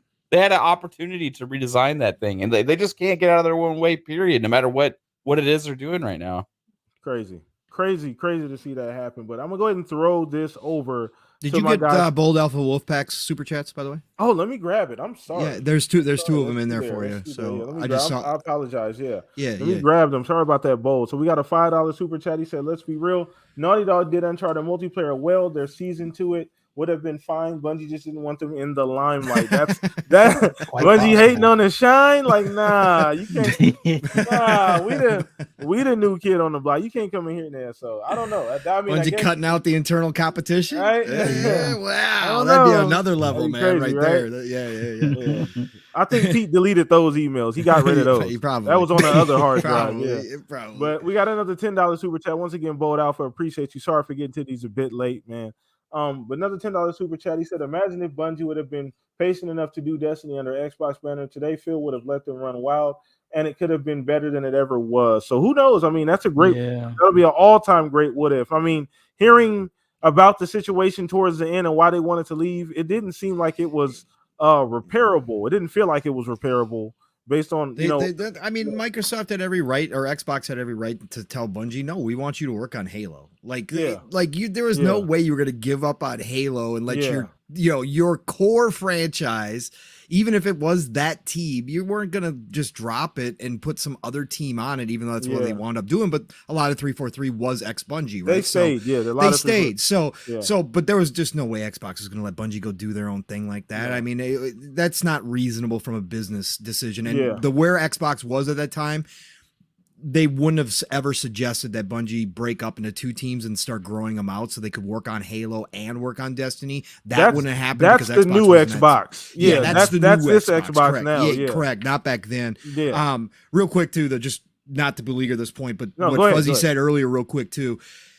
I wonder, because you brought it up, Fuzzy, when Bungie came to Xbox first this last time and wanted to be acquired. I wonder if Phil's internal knowledge about Pete Parsons, about how Bungie runs, did give him an inkling that something was up, that it wasn't as pretty as it was going to be, because the word was, they said that they wanted too much money and that Xbox wasn't willing to buy them for that. And I just wonder if that internal, that personal knowledge that Phil and some of Xbox has with those guys just gave him a second, gave him a little bit of a pause and said, yeah, no, we're not going to do this. Boy, are they probably thanking the lucky stars right now for not doing that. Dodged a bullet. Yeah, Definitely. for sure. Definitely dodged a bullet for sure. So once again, and it's interesting that you brought up the cook in the books angle too, Pong.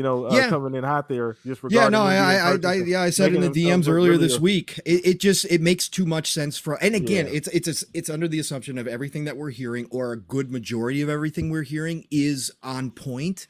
It adds up to they definitely made themselves look a whole lot better to potential buyers than they actually were, a whole lot healthier than they actually were, for real. I mean, if they were saying that without this acquisition, our studio's in big trouble, meaning potential closing, that tells me they prettied themselves up. Yeah. Yep. Bill said, I ain't buying no problem. I got the Carfax. I'm not doing that. I see how much money I'm gonna have to dump into y'all to get it right. I'm already doing this with Bobby. I'm not doing this again. Like Bob, no, I'm not doing this again. I'm not doing this twice. It's ridiculous. Why would I do this again when I'm doing it with a company that's 10 times as large as you are, or 20 times as large as you are?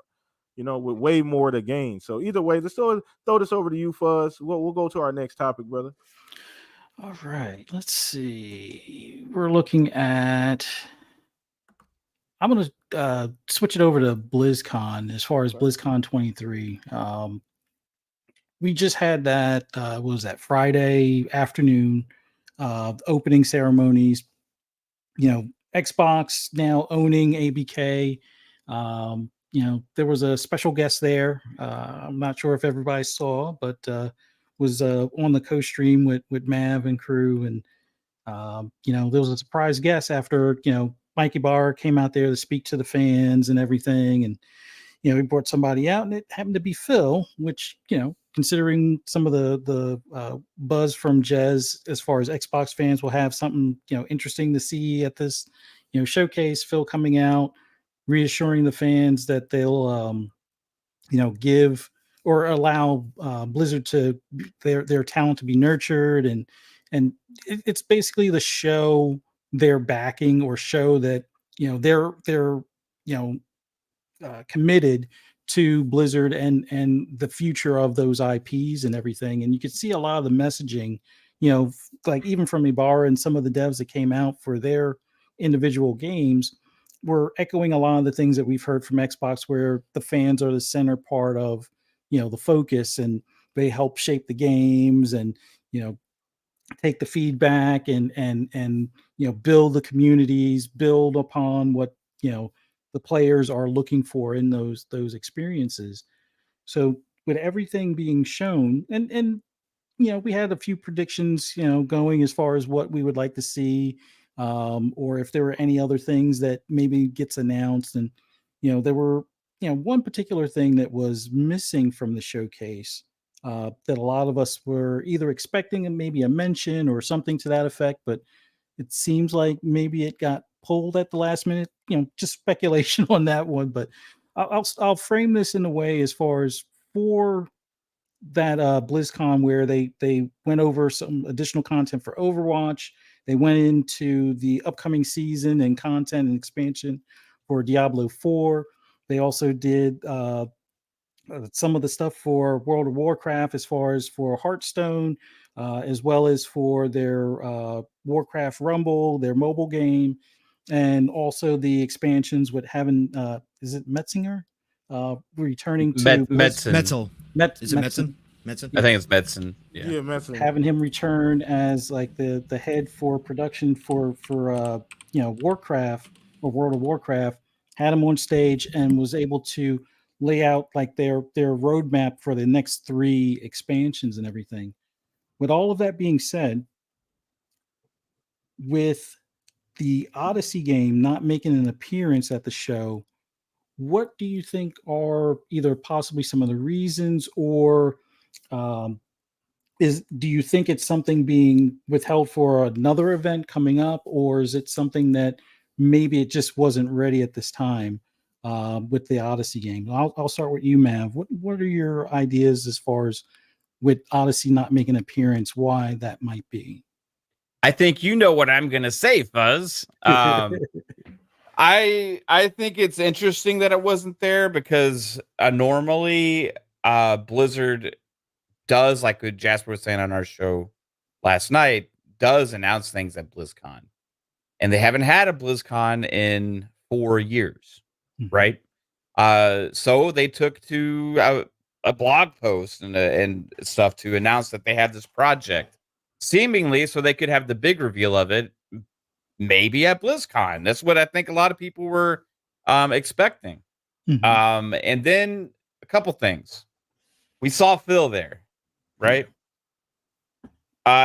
Some are under the impression that, hey, that it's too soon for them to be able to kind of get their, hands on things and kind of force their will or whatever. But we also saw, like, I was listening to you guys earlier this morning on Living Split Screen, and y'all brought up this awesome thanks, interview. Mav. Appreciate you. Y'all brought up this interview with somebody from Blizzard, who they were speaking the Microsoft company line all the way when they're talking about potentially even maybe being able to bring World of Warcraft to console and stuff like that. But they were, we are Microsoft and all that kind of stuff is what they said. And being that they are all in on this, and you can see the excitement, that you can kind of almost see the relieved pressure from everybody there. All the executives, Micah Barra even seemed happy and all this kind of stuff about this whole situation, that, you know what, they'd maybe be on board to hold off the Odyssey announcement for a different showing if it makes more sense for everybody. And you could look at the possibilities ahead.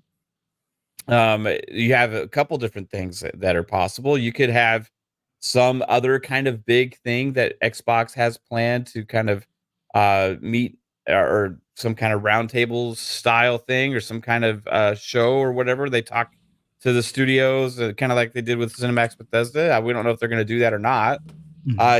You have obviously the big summer showcase for next year. You have those developer directs, which are probably going to be pretty damn big now as well, going forward. But they also have the Game Awards coming up. And so if they are getting close to announcing this thing, which the rumblings beforehand were that it was not as far away as some people would have thought, maybe they are going to announce it at one of these other events that would be even a bigger stage than BlizzCon, and really cement that Project Odyssey, who some actually think the game might actually be called Odyssey, which I think is a good name, by the way, if they go with that. Would potentially be a Xbox and PC exclusive. And if that is the tagline behind it, it would make a lot of sense to hold that for a different show, for a different audience than the BlizzCon audience there. Because all those people there are already sold on Blizzard games, right? They're already sold on all this stuff, right? But Microsoft would want to use the next big IP, the first new IP from Blizzard in a long time, as a carrot to draw people into their ecosystem that aren't already in it. Sound familiar? Yes, exactly. So you go up there, you say Project Odyssey or Odyssey coming to Xbox and PC 2026 or 2025 or whatever, and that will send ripples everywhere, dude. If you do that on the Game Awards stage in front of all these PlayStation fans and all these other people that aren't invested in the Xbox ecosystem, or you even hold it for your own showcase to really kind of celebrate that Blizzard is part of Microsoft and we are going to take advantage of this, right? That is going to be big moments. And I think that big IP would be such a big deal for this new game to hold that in their pocket. You know what I mean? So I think that's potentially why it wasn't there. Even if it's not exclusive, just that announcement alone still would be good for any other shows as well, to be able to put the Xbox branding behind it at one of these other showcases. Awesome. And for anybody interested in what Matt was just referencing, I just put the link in the chat for the interview with Holly Longdale. She's VP and executive producer of World of Warcraft. So you were reading that earlier, guys, on Living Split Screen, Pong and Steel, and I was like, wow, they are singing that company line already, man. It did not take them long. There's lots of quotes in the one Mav reference. This is the direct quote from her. They were asking her about World of Warcraft coming on console and that kind of stuff, and that was the whole base. There's a bigger interview that's coming down the road that they're going to publish, but they wanted to get this out there specifically about World of Warcraft on consoles. And her quote from that paragraph was, "We've got these 3 expansions, and we are so excited about them. But yeah, of course, it would be very insincere to say that we're not like, of course we're talking about that World of Warcraft being on consoles," which she's referencing. She chuckles again before adding, "We are Microsoft now." Yeah, she even talks about the Xbox Series X in one part, right? She's like mentioned with the consoles like the Xbox Series X now. Correct. Like it's like you know they're singing that company line. They can get to work now. That ink is dry. We can get to work now. All of that we've been talking about and all of the backdoor emails, we don't have to do any of that anymore. You know what I mean? Like we can get out here in public and share the love for each other and share this togetherness. Obviously, they got to do it for face value anyway. You got to show the solidarity right between the companies. But on top of that, we can really start to like put these ideas. You don't think Phil had a list already? I know we know Phil had a list. He had a book with a list in it, like a laundry list of stuff that he wanted to do, you know? So I just think this is that coming to fruition, right? Like this is just the beginning. And let's not forget Ybarra using Phil's line. Come on, man. The fans are at the center of everything we do. Everything he said that in his opening ceremony. Man. Oh my God. He looked amazing. A little like Phil up there. Maybe I'm doing too much. We're stealing Fuzzy's topic here. Okay, my bad. Go ahead. No, real quick though, PTK. And I want to hear you guys' thought. We kind of mentioned this last night or whatever else, and Steele and I mentioned it this morning too, but I want to get your thoughts, PTK.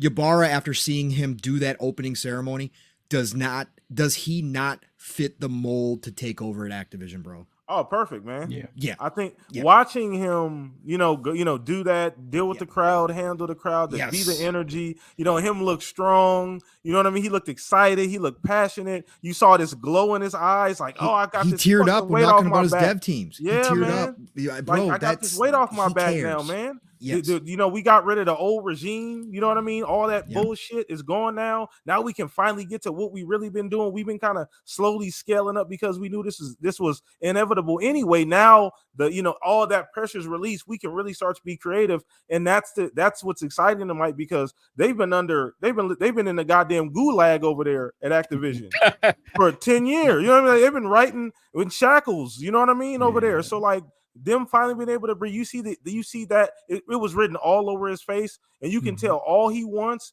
is just to make the best games possible for the group of people that enjoy Blizzard games. And that's what I saw when I watched him. He gave me heavy Phil vibes. I'm not gonna lie that he's right to chip off the old block as far as like the way he handled the crowd and that kind of CEO feel. He feels like a guy in charge.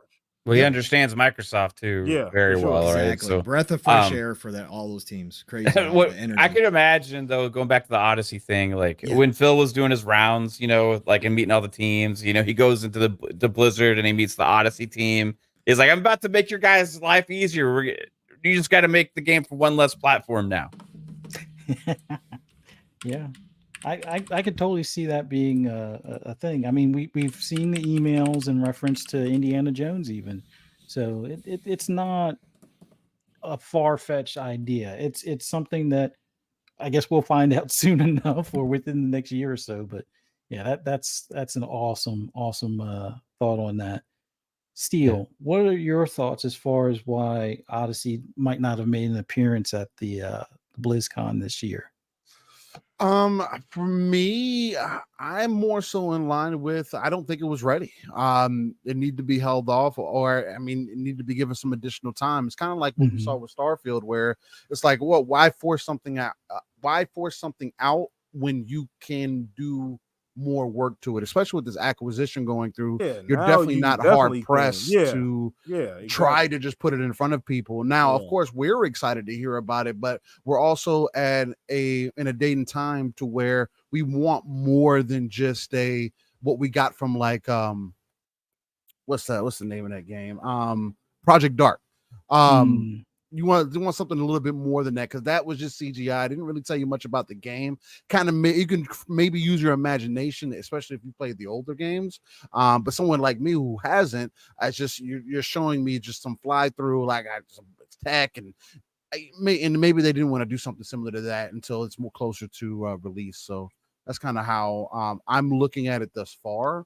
Other than that, yeah, because I don't necessarily see any other reason for them not to announce it. Now, the whole exclusive side of it is interesting to me, because I am of the mind that the game is going to be exclusive. I mean, again, exclusive for Xbox means something completely different versus exclusive to other platforms. So, yeah, that's kind of my outlook on it so far. Awesome. And considering that, play anywhere when it comes to Xbox games, as far as being PC, your phone, your console, other like portable PC devices like your Steam Deck or a ROG Ally and things like that, there's still plenty of options, and you can even play through a browser. So it all depends at that point for, I guess, the Team Blue, if they ever want to have access to Game Pass, or the Sony bends the knee in that regard. But yeah, I can totally see them taking the extra time, because right now it's all about releasing quality games or showing games that when they're ready for the audience. Because like Perfect Dark, we saw it a couple of years ago, and it's been silent ever since, as far as any visuals, and that you don't want to have too many of them out there where it's like, well, what about this, what about that? So good view on that. All right, PTK, what are your thoughts as far as why Odyssey might not have made it, as far as for being on the stage this year? I mean, I agree with both Mav and Steel. Their points were slightly different, but I do agree with Steel's point that it's not necessary at this current point in time. You got a lot of good momentum built up. This has been a good year. You can even include Redfall. I know some people say, well, minus Redfall. No, include Redfall, because it is part of the entire picture. You don't get the love for Starfield without the disdain for Redfall. You got to have both, right? You want to appreciate the other one without the other. So we got to include it. But yeah, ultimately, I don't think it was necessary right now if they wanted to hold back. Like, I don't think it hurt them in any way, shape, or form. One, we've gotten very limited information about the game, so it's not like there's a ton of information out there and it's this gigantic anticipation. The people that are closer, like us, to gaming know this game is coming at some point. So it's not a known quantity yet to the larger group. So it's not a big deal if nobody saw it, at this point in time. Now, some of us may have been a bit disappointed, but I wasn't at all, that we didn't get a chance to see it. And the other thing is, ultimately, maybe the game needs to be polished a little bit longer.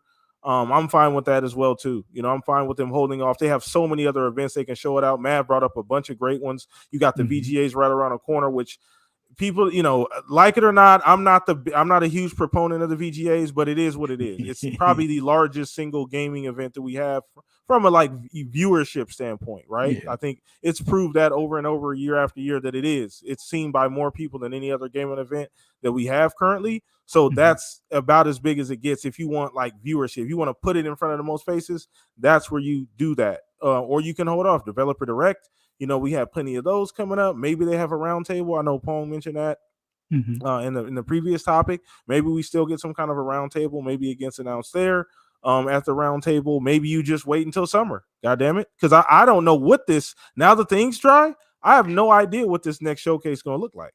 I plan on attending. We'll see how that goes. But I don't know what they're going to do. How are you supposed to stuff Activision Blizzard King into that show? You just make your own E3 at that point. You have to. You got to do a 2-3 day thing at that point. You got to break it up. You got to do at least a 2 day thing. Over the course of 2 days. So you have an opportunity to do it there. It'll be just as exciting. We get the announcement there. Maybe they are able to show a little bit more because it's further away. Maybe they have more to show by then. So maybe we, and then other things will be out. We have other games that'll be out by then, other Xbox first party games. So maybe it'll help also drive, some.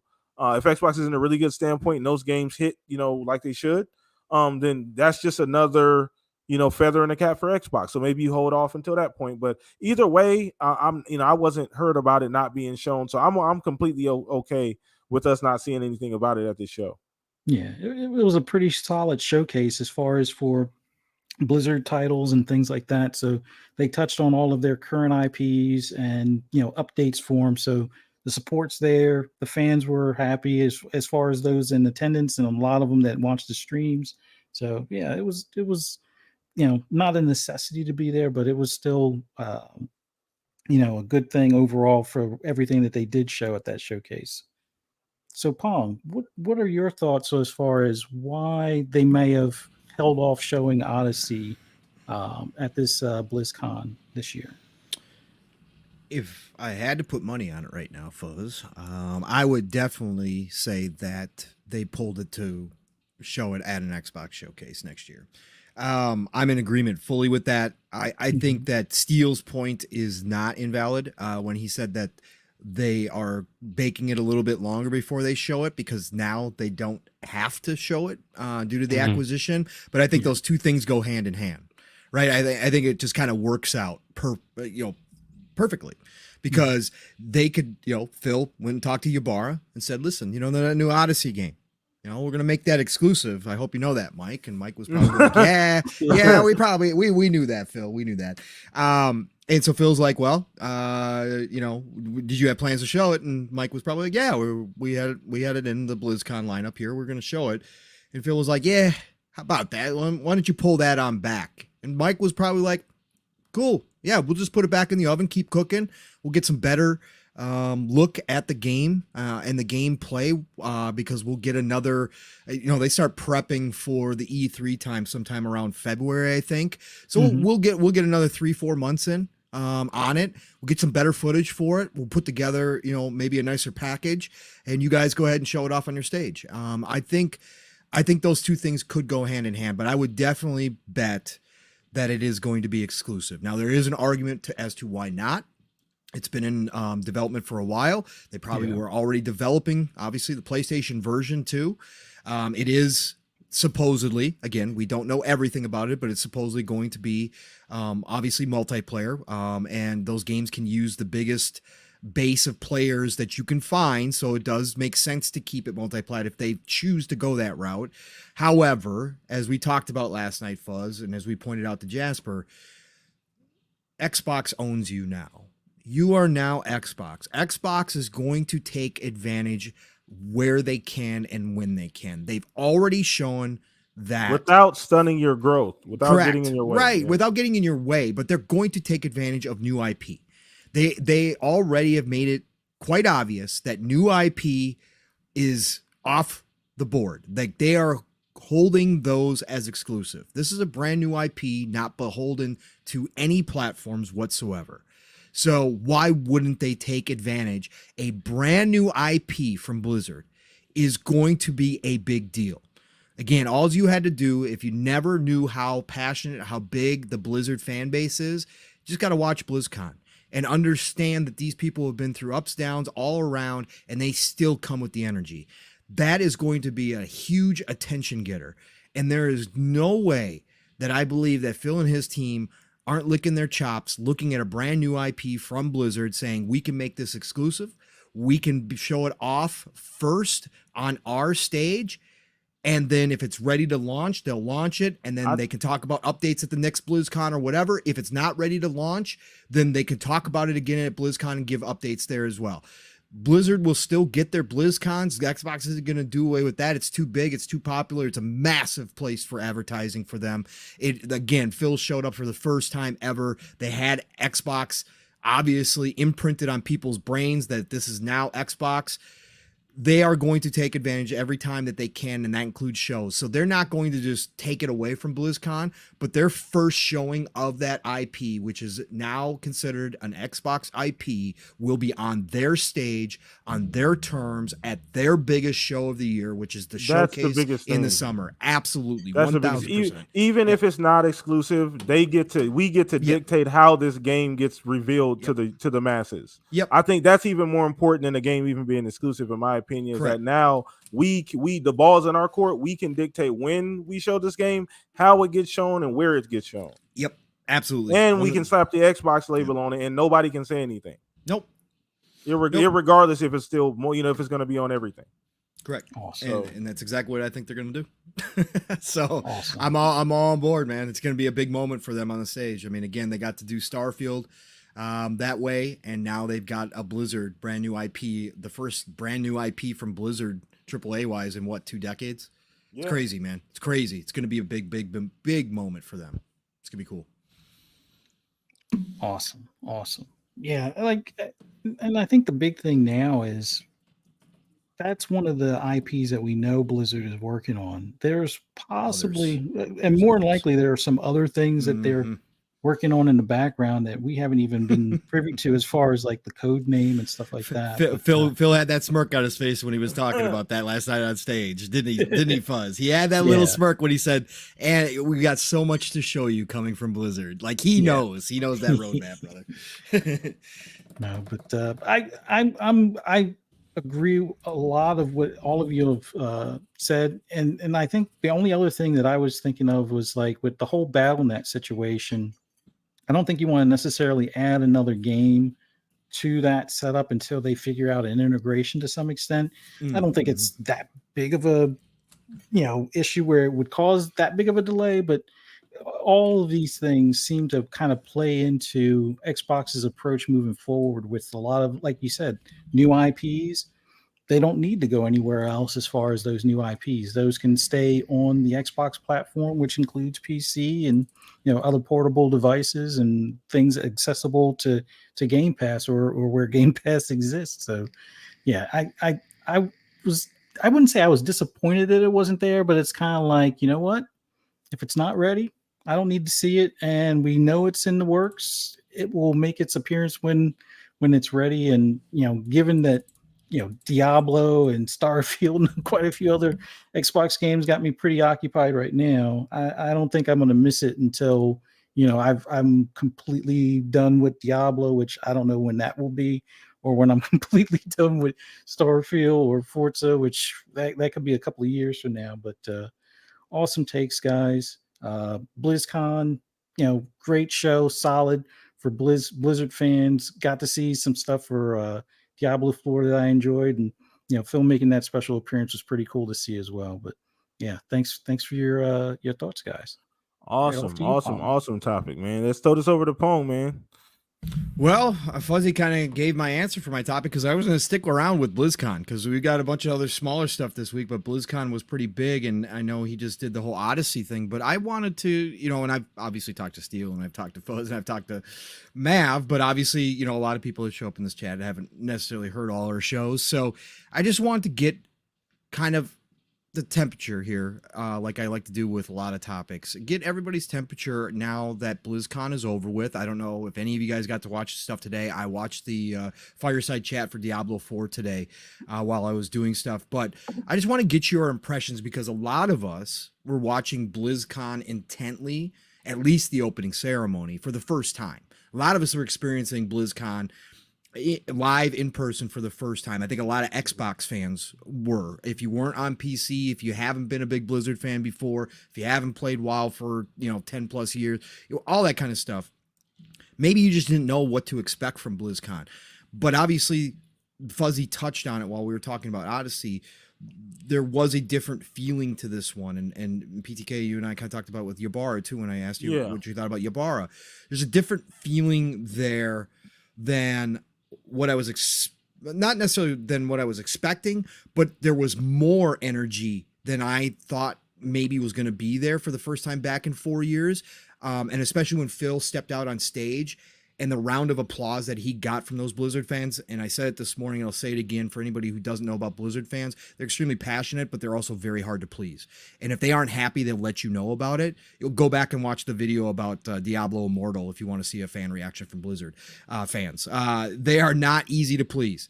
But I just want to get everybody's kind of overall impressions about BlizzCon now, about what they saw, anything that stood out to you guys. So I'll start with our guest, Steele. Talked to you about this morning a little bit, so I know your general impressions about it. But, you know, just kind of rehash again what you thought about BlizzCon overall from what you did watch, and then anything that did stick out to you, even if there wasn't a whole lot console-wise, but anything that did stick out to you or perk your ears up a little bit, or even just something that you picked out from kind of what everybody was talking about during BlizzCon that was interesting. For me, the main pickouts were World of Warcraft, and the things that we were mentioning about Warcraft. Also, hearing them mention StarCraft is always going to hit me in the feels, because if there's going to be an RTS that would pull me back, and maybe consider playing them consistently, it would be a StarCraft 2 coming to console, or StarCraft 3, for sure. That's without a shadow of a doubt. But outside of that, World of Warcraft was interesting because I've never played the game.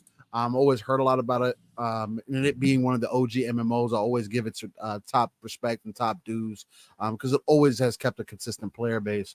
But that's all that it did. It interested me. It didn't make me like, oh, I'm gonna go download it, because I was waiting for that. Oh, it's coming to Game Pass kind of an announcement. So maybe I built myself up a little bit on the higher side. Because I was wanting more excitement, because we had some things hinted behind the scenes. There were some rumors of some things, and there was just a lot of excitement going into it. And because the gaming industry is so unique, it would have been dope to see maybe something worked on in the background, knowing that the deal was going to go through. But again, maybe they did have some not 100% faith there. So I guess it's better that they didn't. Outside of that, that's kind of it that spoke to me. Did you like the presentations too? The presentation was okay. I mean, I don't think it was, again, for the hour that I watched for BlizzCon mainly.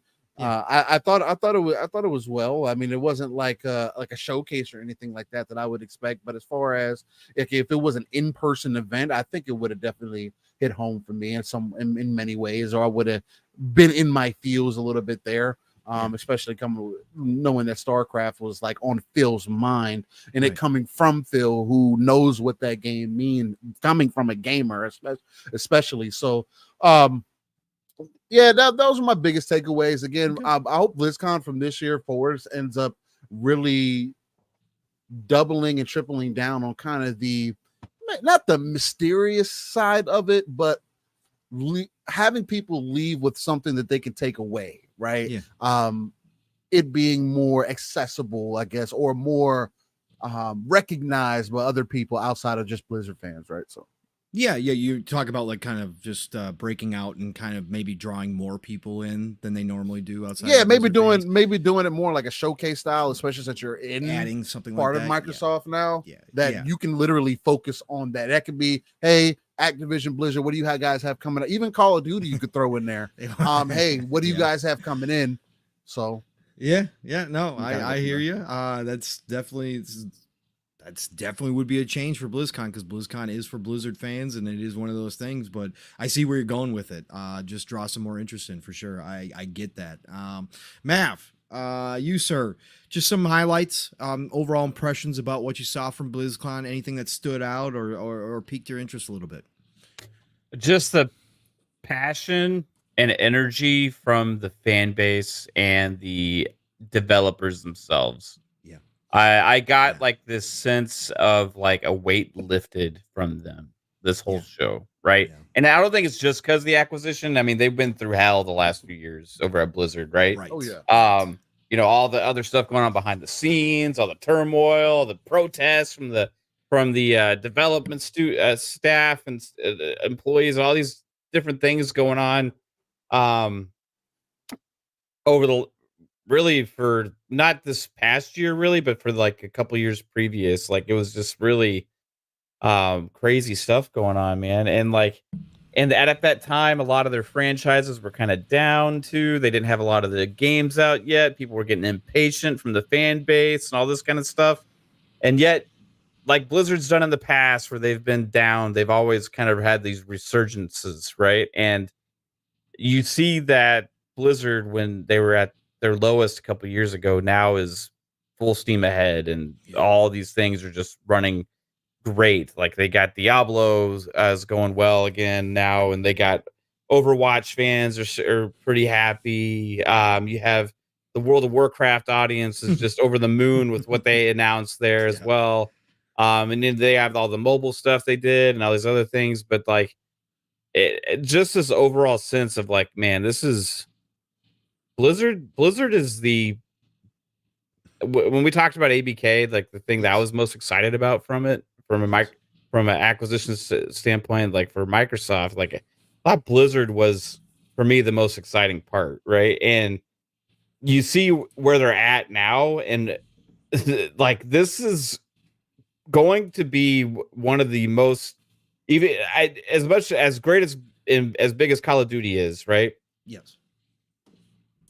Activision is pretty much just Call of Duty at the end of the day, or as far as like big games, right? Mm-hmm. But Blizzard has several big games with huge fan bases. And when Microsoft bought ABK and they started this acquisition, they were all down. Everything was down. Like the morale was down.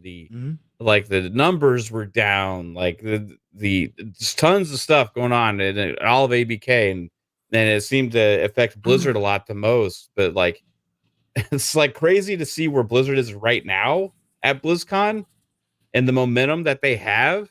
And it's like, man, this thing closed at a good time. You know, like Blizzard is running, like is going great right now, dude. And they, from everything they showed and everything they talked about with all of this, it seems like the future is going to be crazy bright. And at the end of the day, we may look ahead like years from now and be like, you know what, Blizzard was a superstar of this whole acquisition. It wasn't COD, you know, like it was Blizzard. And you talk about mobile, like King's huge, right? Everybody's talking about King for mobile, but Blizzard's no slouch there either. Like they are doing great things. They just had another one launch, and I think that this whole acquisition at the end of the day is like, man, Blizzard is really way like bigger part of this than we all really gave enough. We didn't give it enough thought, right? About Blizzard specifically. Like we talked about it, how they were going to be big for them and stuff, but like, man, these franchises, like everything that we saw at BlizzCon, the energy behind the fan base, the strength of those communities and everything, and it just is going to be insane. And as watching that, I was just watching and be like, holy hell, Microsoft owns this. Yeah. But this is Xbox. That whole show, you see Phil get on the stage, and it's like, holy hell, like like this is Xbox, dude. Yeah.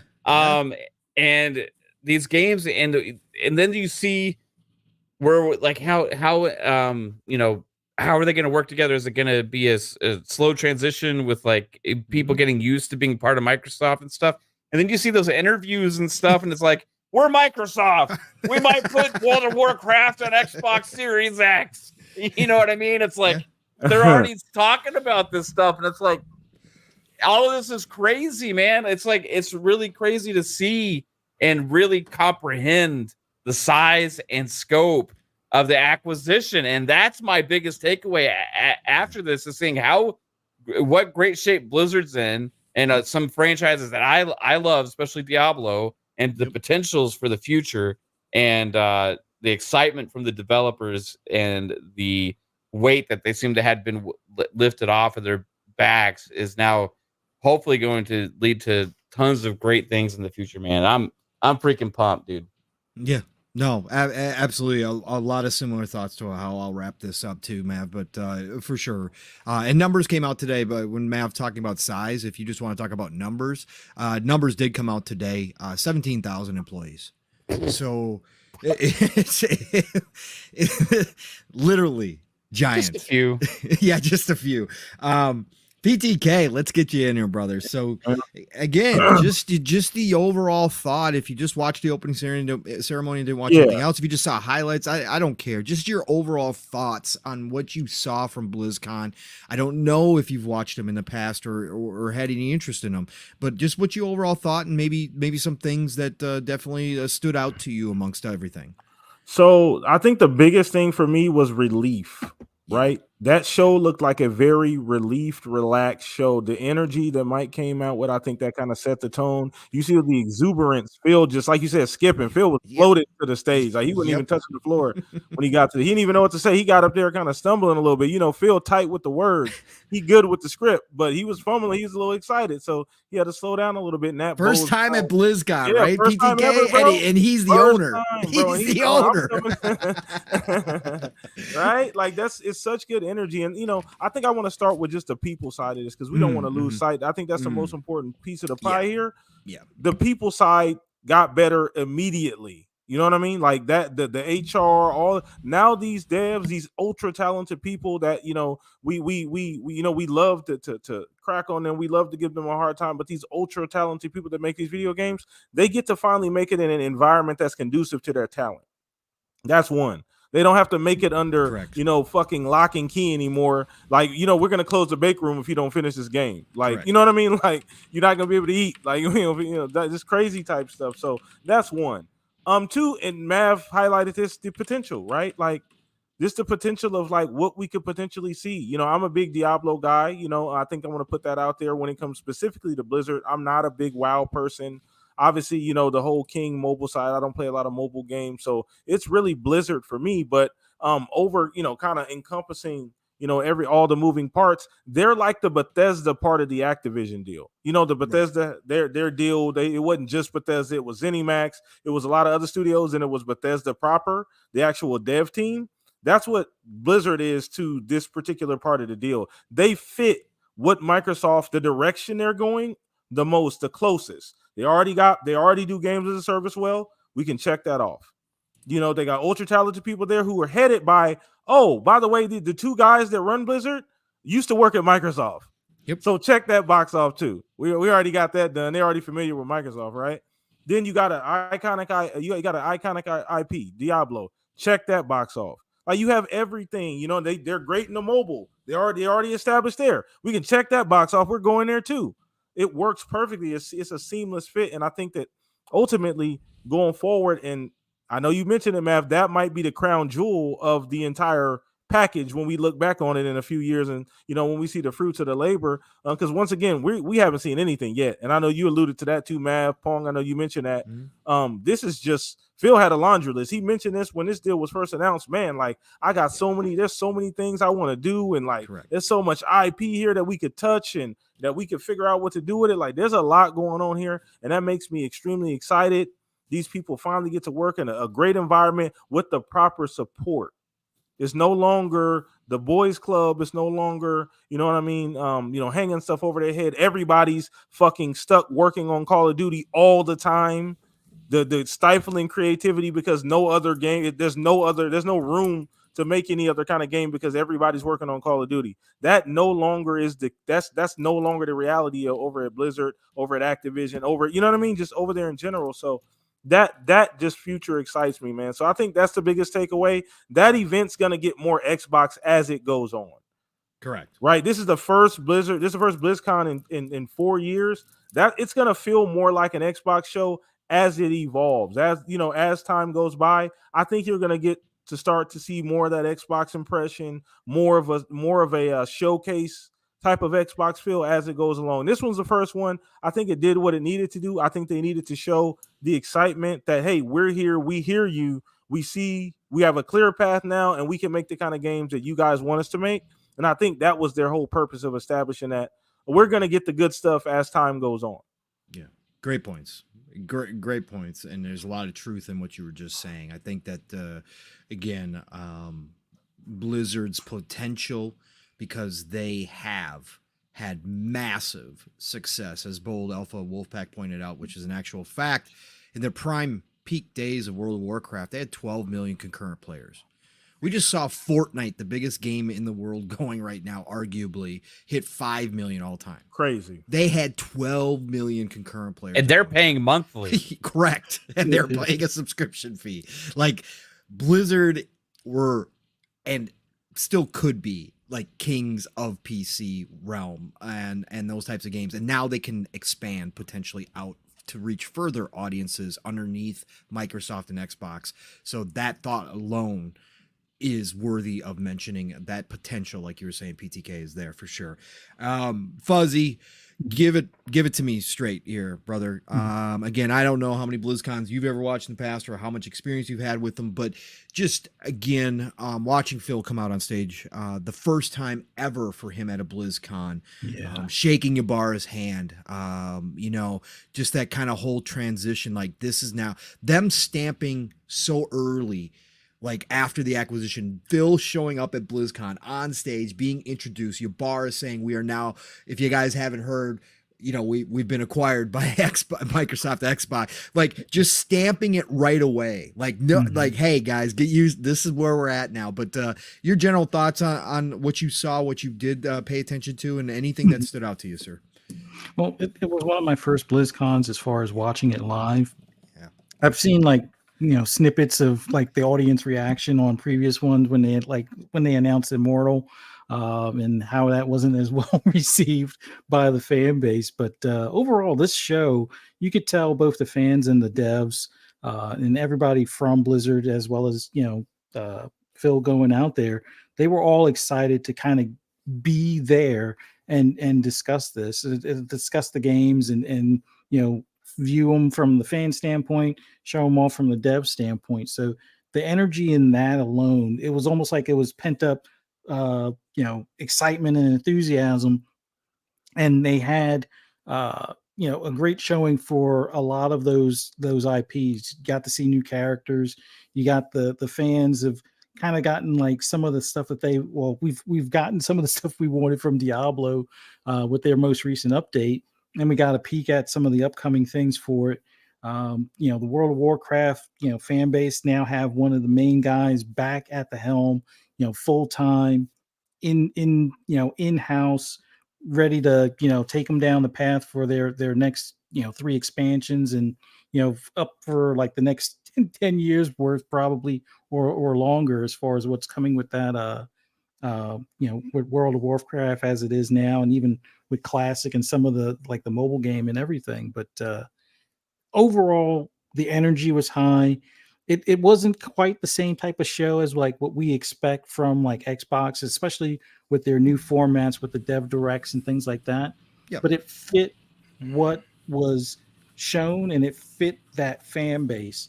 Yes. And like you said, we're probably going to see a slight evolution over time as far as some of the stuff that Xbox is now doing well, kind of mixed into there. But I think overall, for what the fans were, primarily Blizzard fans were looking forward to, they got what they were hoping for.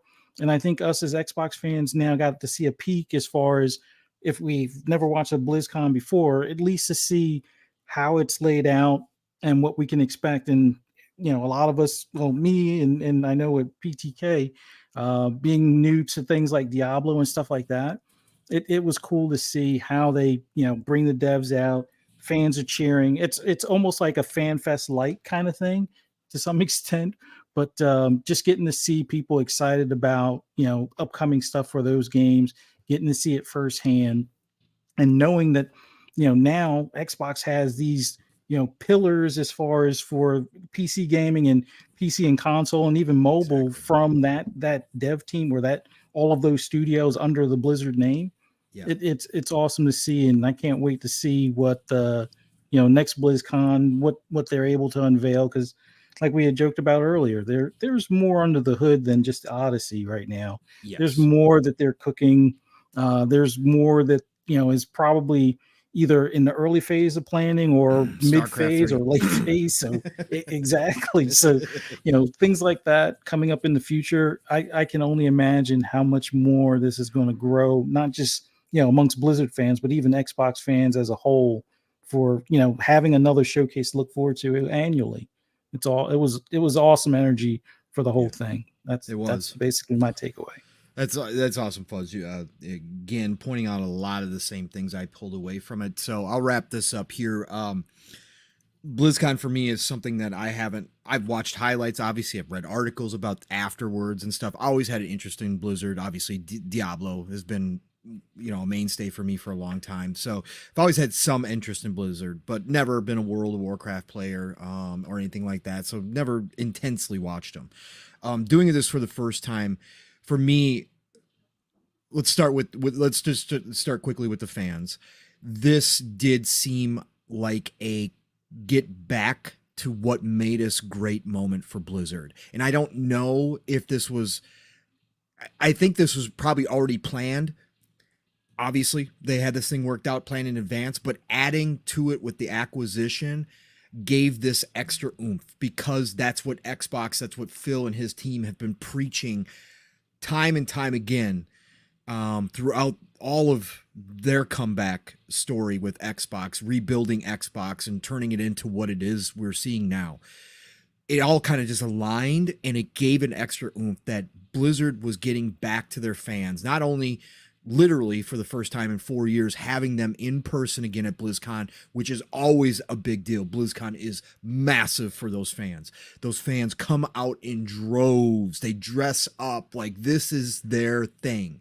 So to have them back in person was the first step. But then every single talking point was about, we are listening to you guys. There was a time that Mav was mentioning when Blizzard was down, where it seemed like the shadow of Bobby and Activision and the HR problems and all of that kind of stuff really had closed them off from their fans. They weren't delivering the products that their fans expected. Their expansions were falling flat.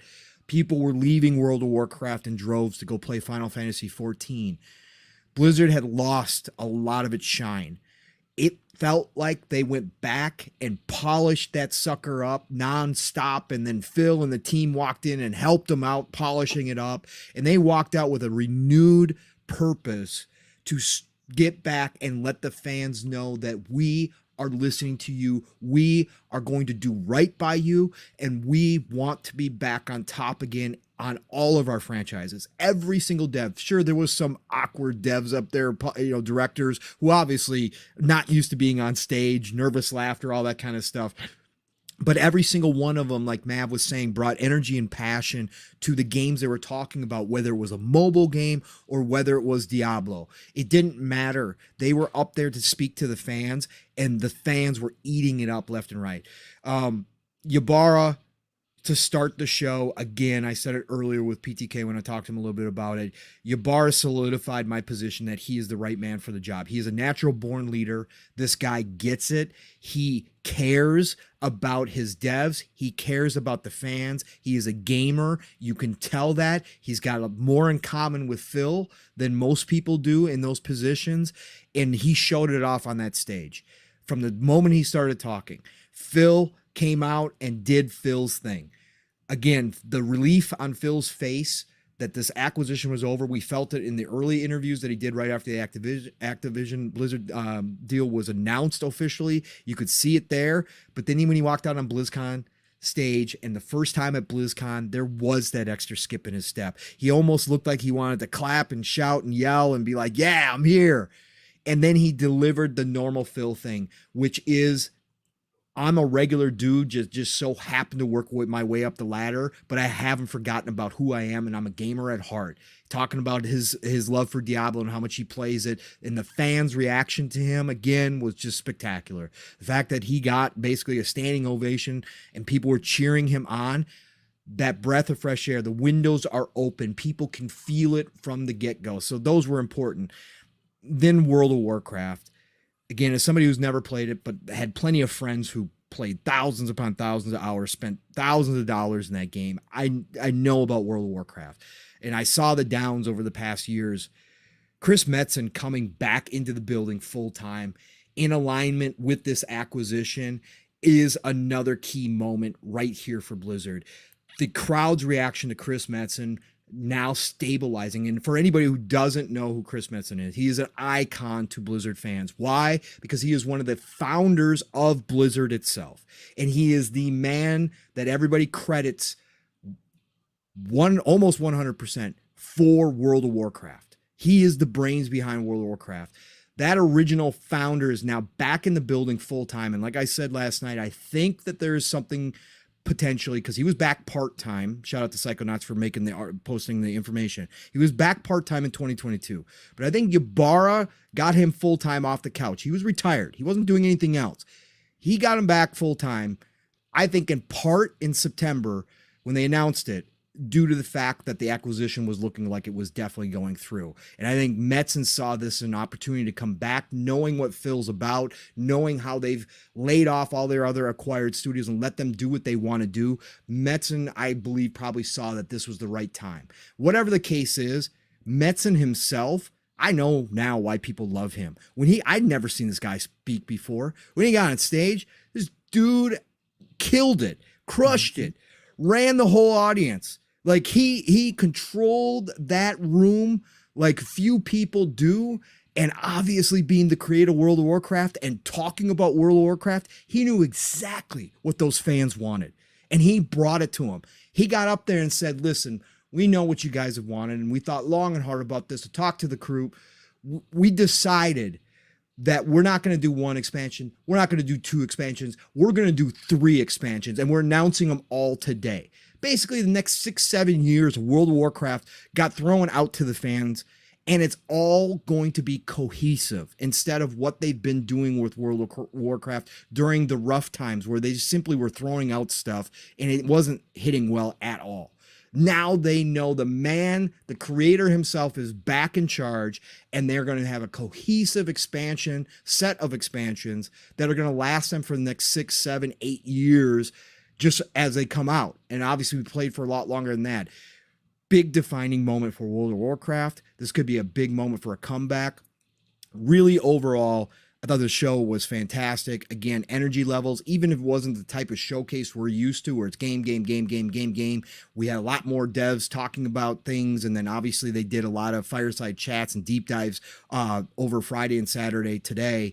But overall, I just thought it was just simply awesome to sit here for the first time and really pay attention to a BlizzCon, to get the feeling that they were all excited for the future and they all had visions no matter what game it was. They all had absolutely crystal clear visions. And under Xbox, behind the scenes, under Microsoft and Xbox, that they know that they're going to have the freedom to do it. Phil committed to that yet again on stage when he said, we're just here to let the devs create what they're going to create, more and new and exciting experiences, and actually build upon all the games, the fantastic games they already have. And I think that really excited me the most, because the potential, as PTK was talking about, as Maverick brought up, the potential is unlimited for this talented team, and more people are now going to want to come back and work for Blizzard because of this breath of fresh air, because the windows are open. And it,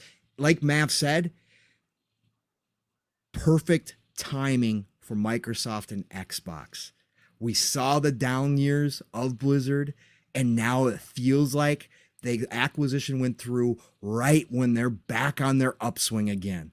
And my God, the sky's the limit, because again, they've been at the peak, the greatest PC, one of the greatest PC developers of all time. And it feels like, and it looks like they're headed back towards that pinnacle one more time.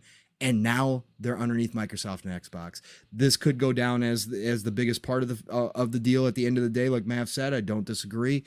Just a great showing overall for BlizzCon. Enjoyed the hell out of it. I got a question real quick too. Pong and Steel, I saw y'all when you were talking about medicine on Living Split Screen today. Do y'all think, okay, so let's say for some fun speculation, right? Mike Ibarra is the new head, gets the job as the new head of ABK, right? Yep. Would Metzen potentially be a candidate to run Blizzard as a whole, as one of the co-founders? Or, that would be interesting. He would. I don't know. at this point, since he retired and came out of retirement, right? I'll say this quick. Yeah. Since he came out of retirement specifically to take back World of Warcraft, his baby, right? His real Blizzard's his baby too. Don't get me wrong. But he seems like he's that dude that just wants to work on World of Warcraft. Mm-hmm. But again, as one of the founders of Blizzard, could he potentially take that role, but still keep a focus on World of Warcraft and have other people underneath him handle the day-to-day stuff out of Blizzard? Sure. But I think overall, I think he came back specifically for World of Warcraft this time. Final run on that, I think. Right. I wouldn't mind it. I wouldn't mind it, bro. Yeah. Dude commands respect. Yeah, 1, I mean, after watching that, I'd be like, I want him in charge of the whole all of Blizzard if Mike Ibarra gets promoted, because he has that right mindset and passion behind the brands, and that's what matters to me the most, So, okay. All right. Well, I think we're gonna go ahead and wrap everything up with that. It's been a phenomenal show. Just you guys in chat were amazing once again. Another amazing group of guests here that we have here at the Shop Podcast, man. You guys are fucking awesome, chat. You guys are amazing, bringing the energy every single week, man. And had a lot to talk about. Go ahead. No, I was just gonna say, Psycho pointed out that in the information that Psycho posted, Metzen was actually the head of Blizzard before he retired, so he was overall seeing Blizzard. Oh, interesting. So okay, sure, why not? But again, I think he came back specifically for a while. He loves World of Warcraft. There is no doubt about that, man. It's crazy. It's crazy. Love it. All right, awesome. But let me go ahead and get around the horn here. Let me go ahead and get my guests involved. We'll start with Mr. Steel Rain. I appreciate you coming out, brother, man. Another phenomenal show in the books, brother. We always love having you here. You extended family, part of Living Split Screen. Shout out to you. Shout out to my guy Pong here. Keep growing that thing, man. You guys have an amazing show, but let everybody know where they can find you at, bro. You don't need to do that. You don't need to do that. You don't need to do that. Nah. It's getting to that time of night, man. We got to keep things interesting. It's almost midnight. Still coming out to play. Let's go. And time go back. You better stop. This playing. is where the chat gets live. I'm so glad I'm starting with you. No, everybody getting naked up in here. Hey, you always gotta be naked. Always. Look, ladies and gentlemen, boys and girls, I want to thank y'all for coming out and joining us on this Saturday night. It's always a good night, good way to end the night, chopping it up with the homies and really getting to it about what's going on in the industry, man. With that being said, you can find me Steel Rain everywhere. That T is a 7, so keep that in mind. Google is probably the easiest place, but if you care, I'm on X, otherwise known as Twitter, and I frequent the streets of the Xbox ecosystem.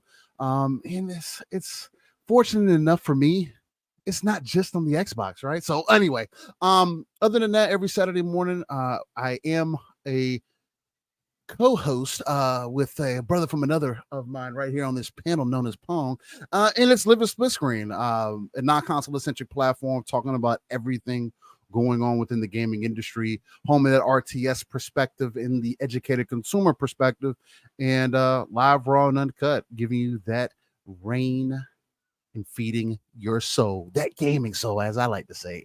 But appreciate you having us, PTK, and appreciate you, chat. Much love. Appreciate you, Steel. Once again, guys, all that information is down in the description below. Go follow Steel. Go hit up Living Split Screen. Go support every single Saturday morning. If you got a few extra hours, a few extra minutes, I'm sure, pop in. You're going to love it. You're going to come back and do it again the next week. I can almost guarantee that. But shout out to you, Steel, for coming through. I appreciate you, brother. You'll be back soon for sure. So we're going to get you back on here very, very, very soon, brother. Appreciate you, man. Let's throw this over to my cousin, Mav, man, or this week Ranger Mav. I'm sorry, Mav. I didn't address you properly at the beginning of the show. I do apologize. Please excuse me for that. But Ranger he's Mav, a fraud. His first year as a Texas Ranger fan. Well,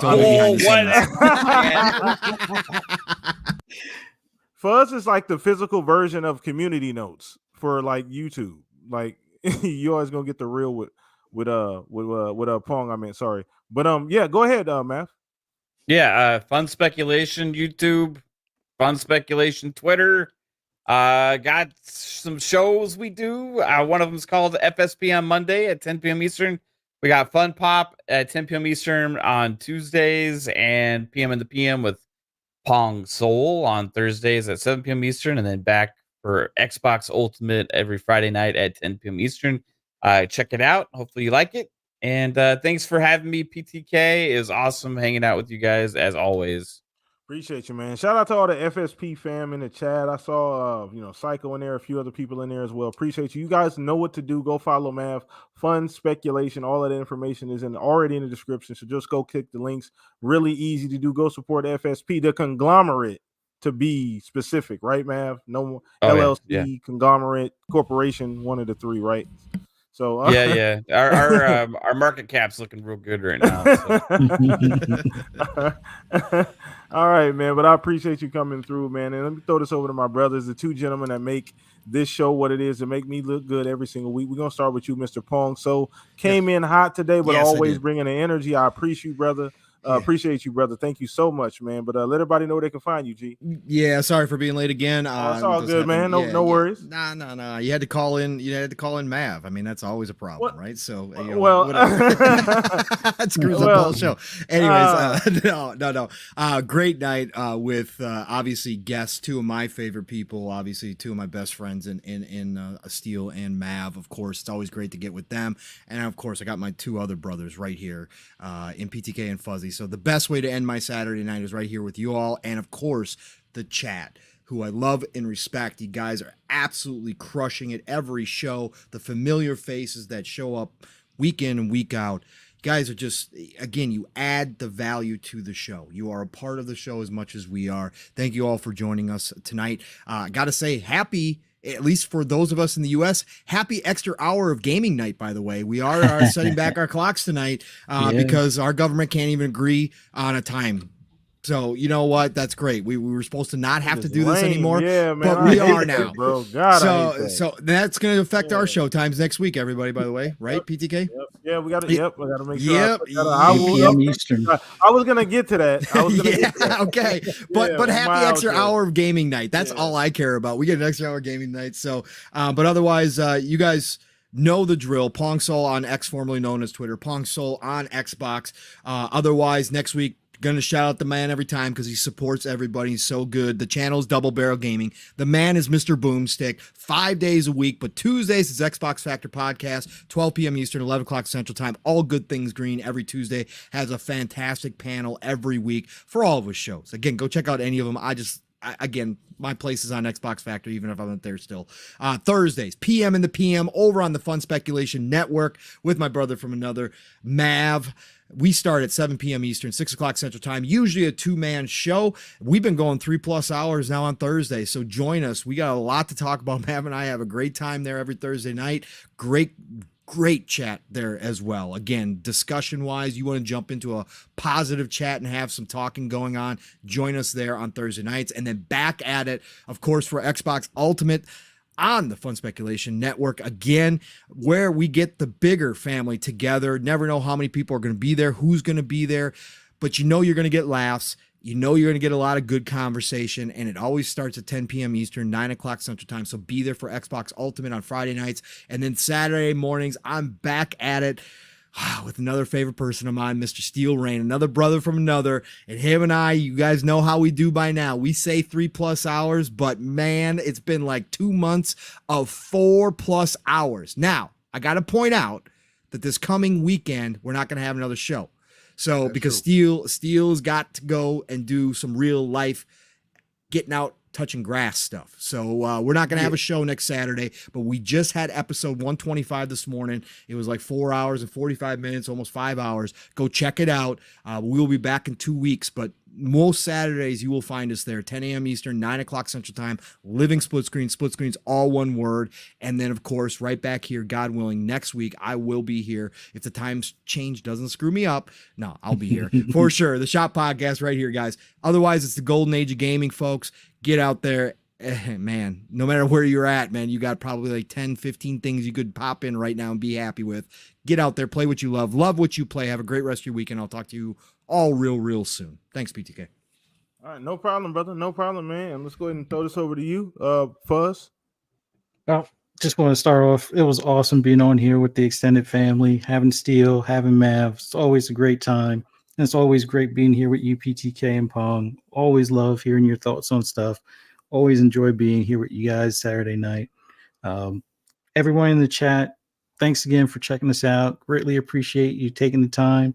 If you haven't already, please hit that like button while you're here. check us out next week as well.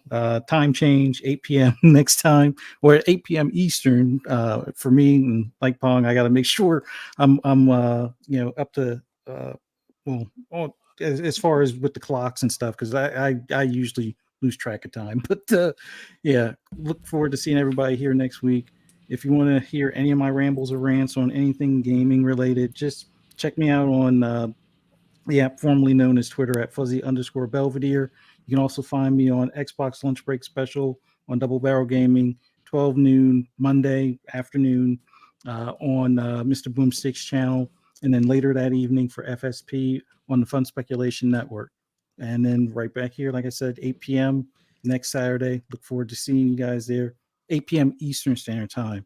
Have a good weekend. Thanks again. Awesome. Appreciate Retirement doesn't have any clocks, right, Fuzz? I know, right? Don't even matter. Don't even matter. Yeah, right midday naps and stuff like that. Can't get away of those. Can't get away of those. They can be jealous. Yeah, but appreciate you, Fuzz, every single week, bro. Bringing the energy. Thank you so much, man. And last but not least, just to reiterate it once again, 8 p.m. next week going forward. So, hopefully we don't have to do this, in 6 months again. Hopefully they can actually vote on this thing. They're not going to.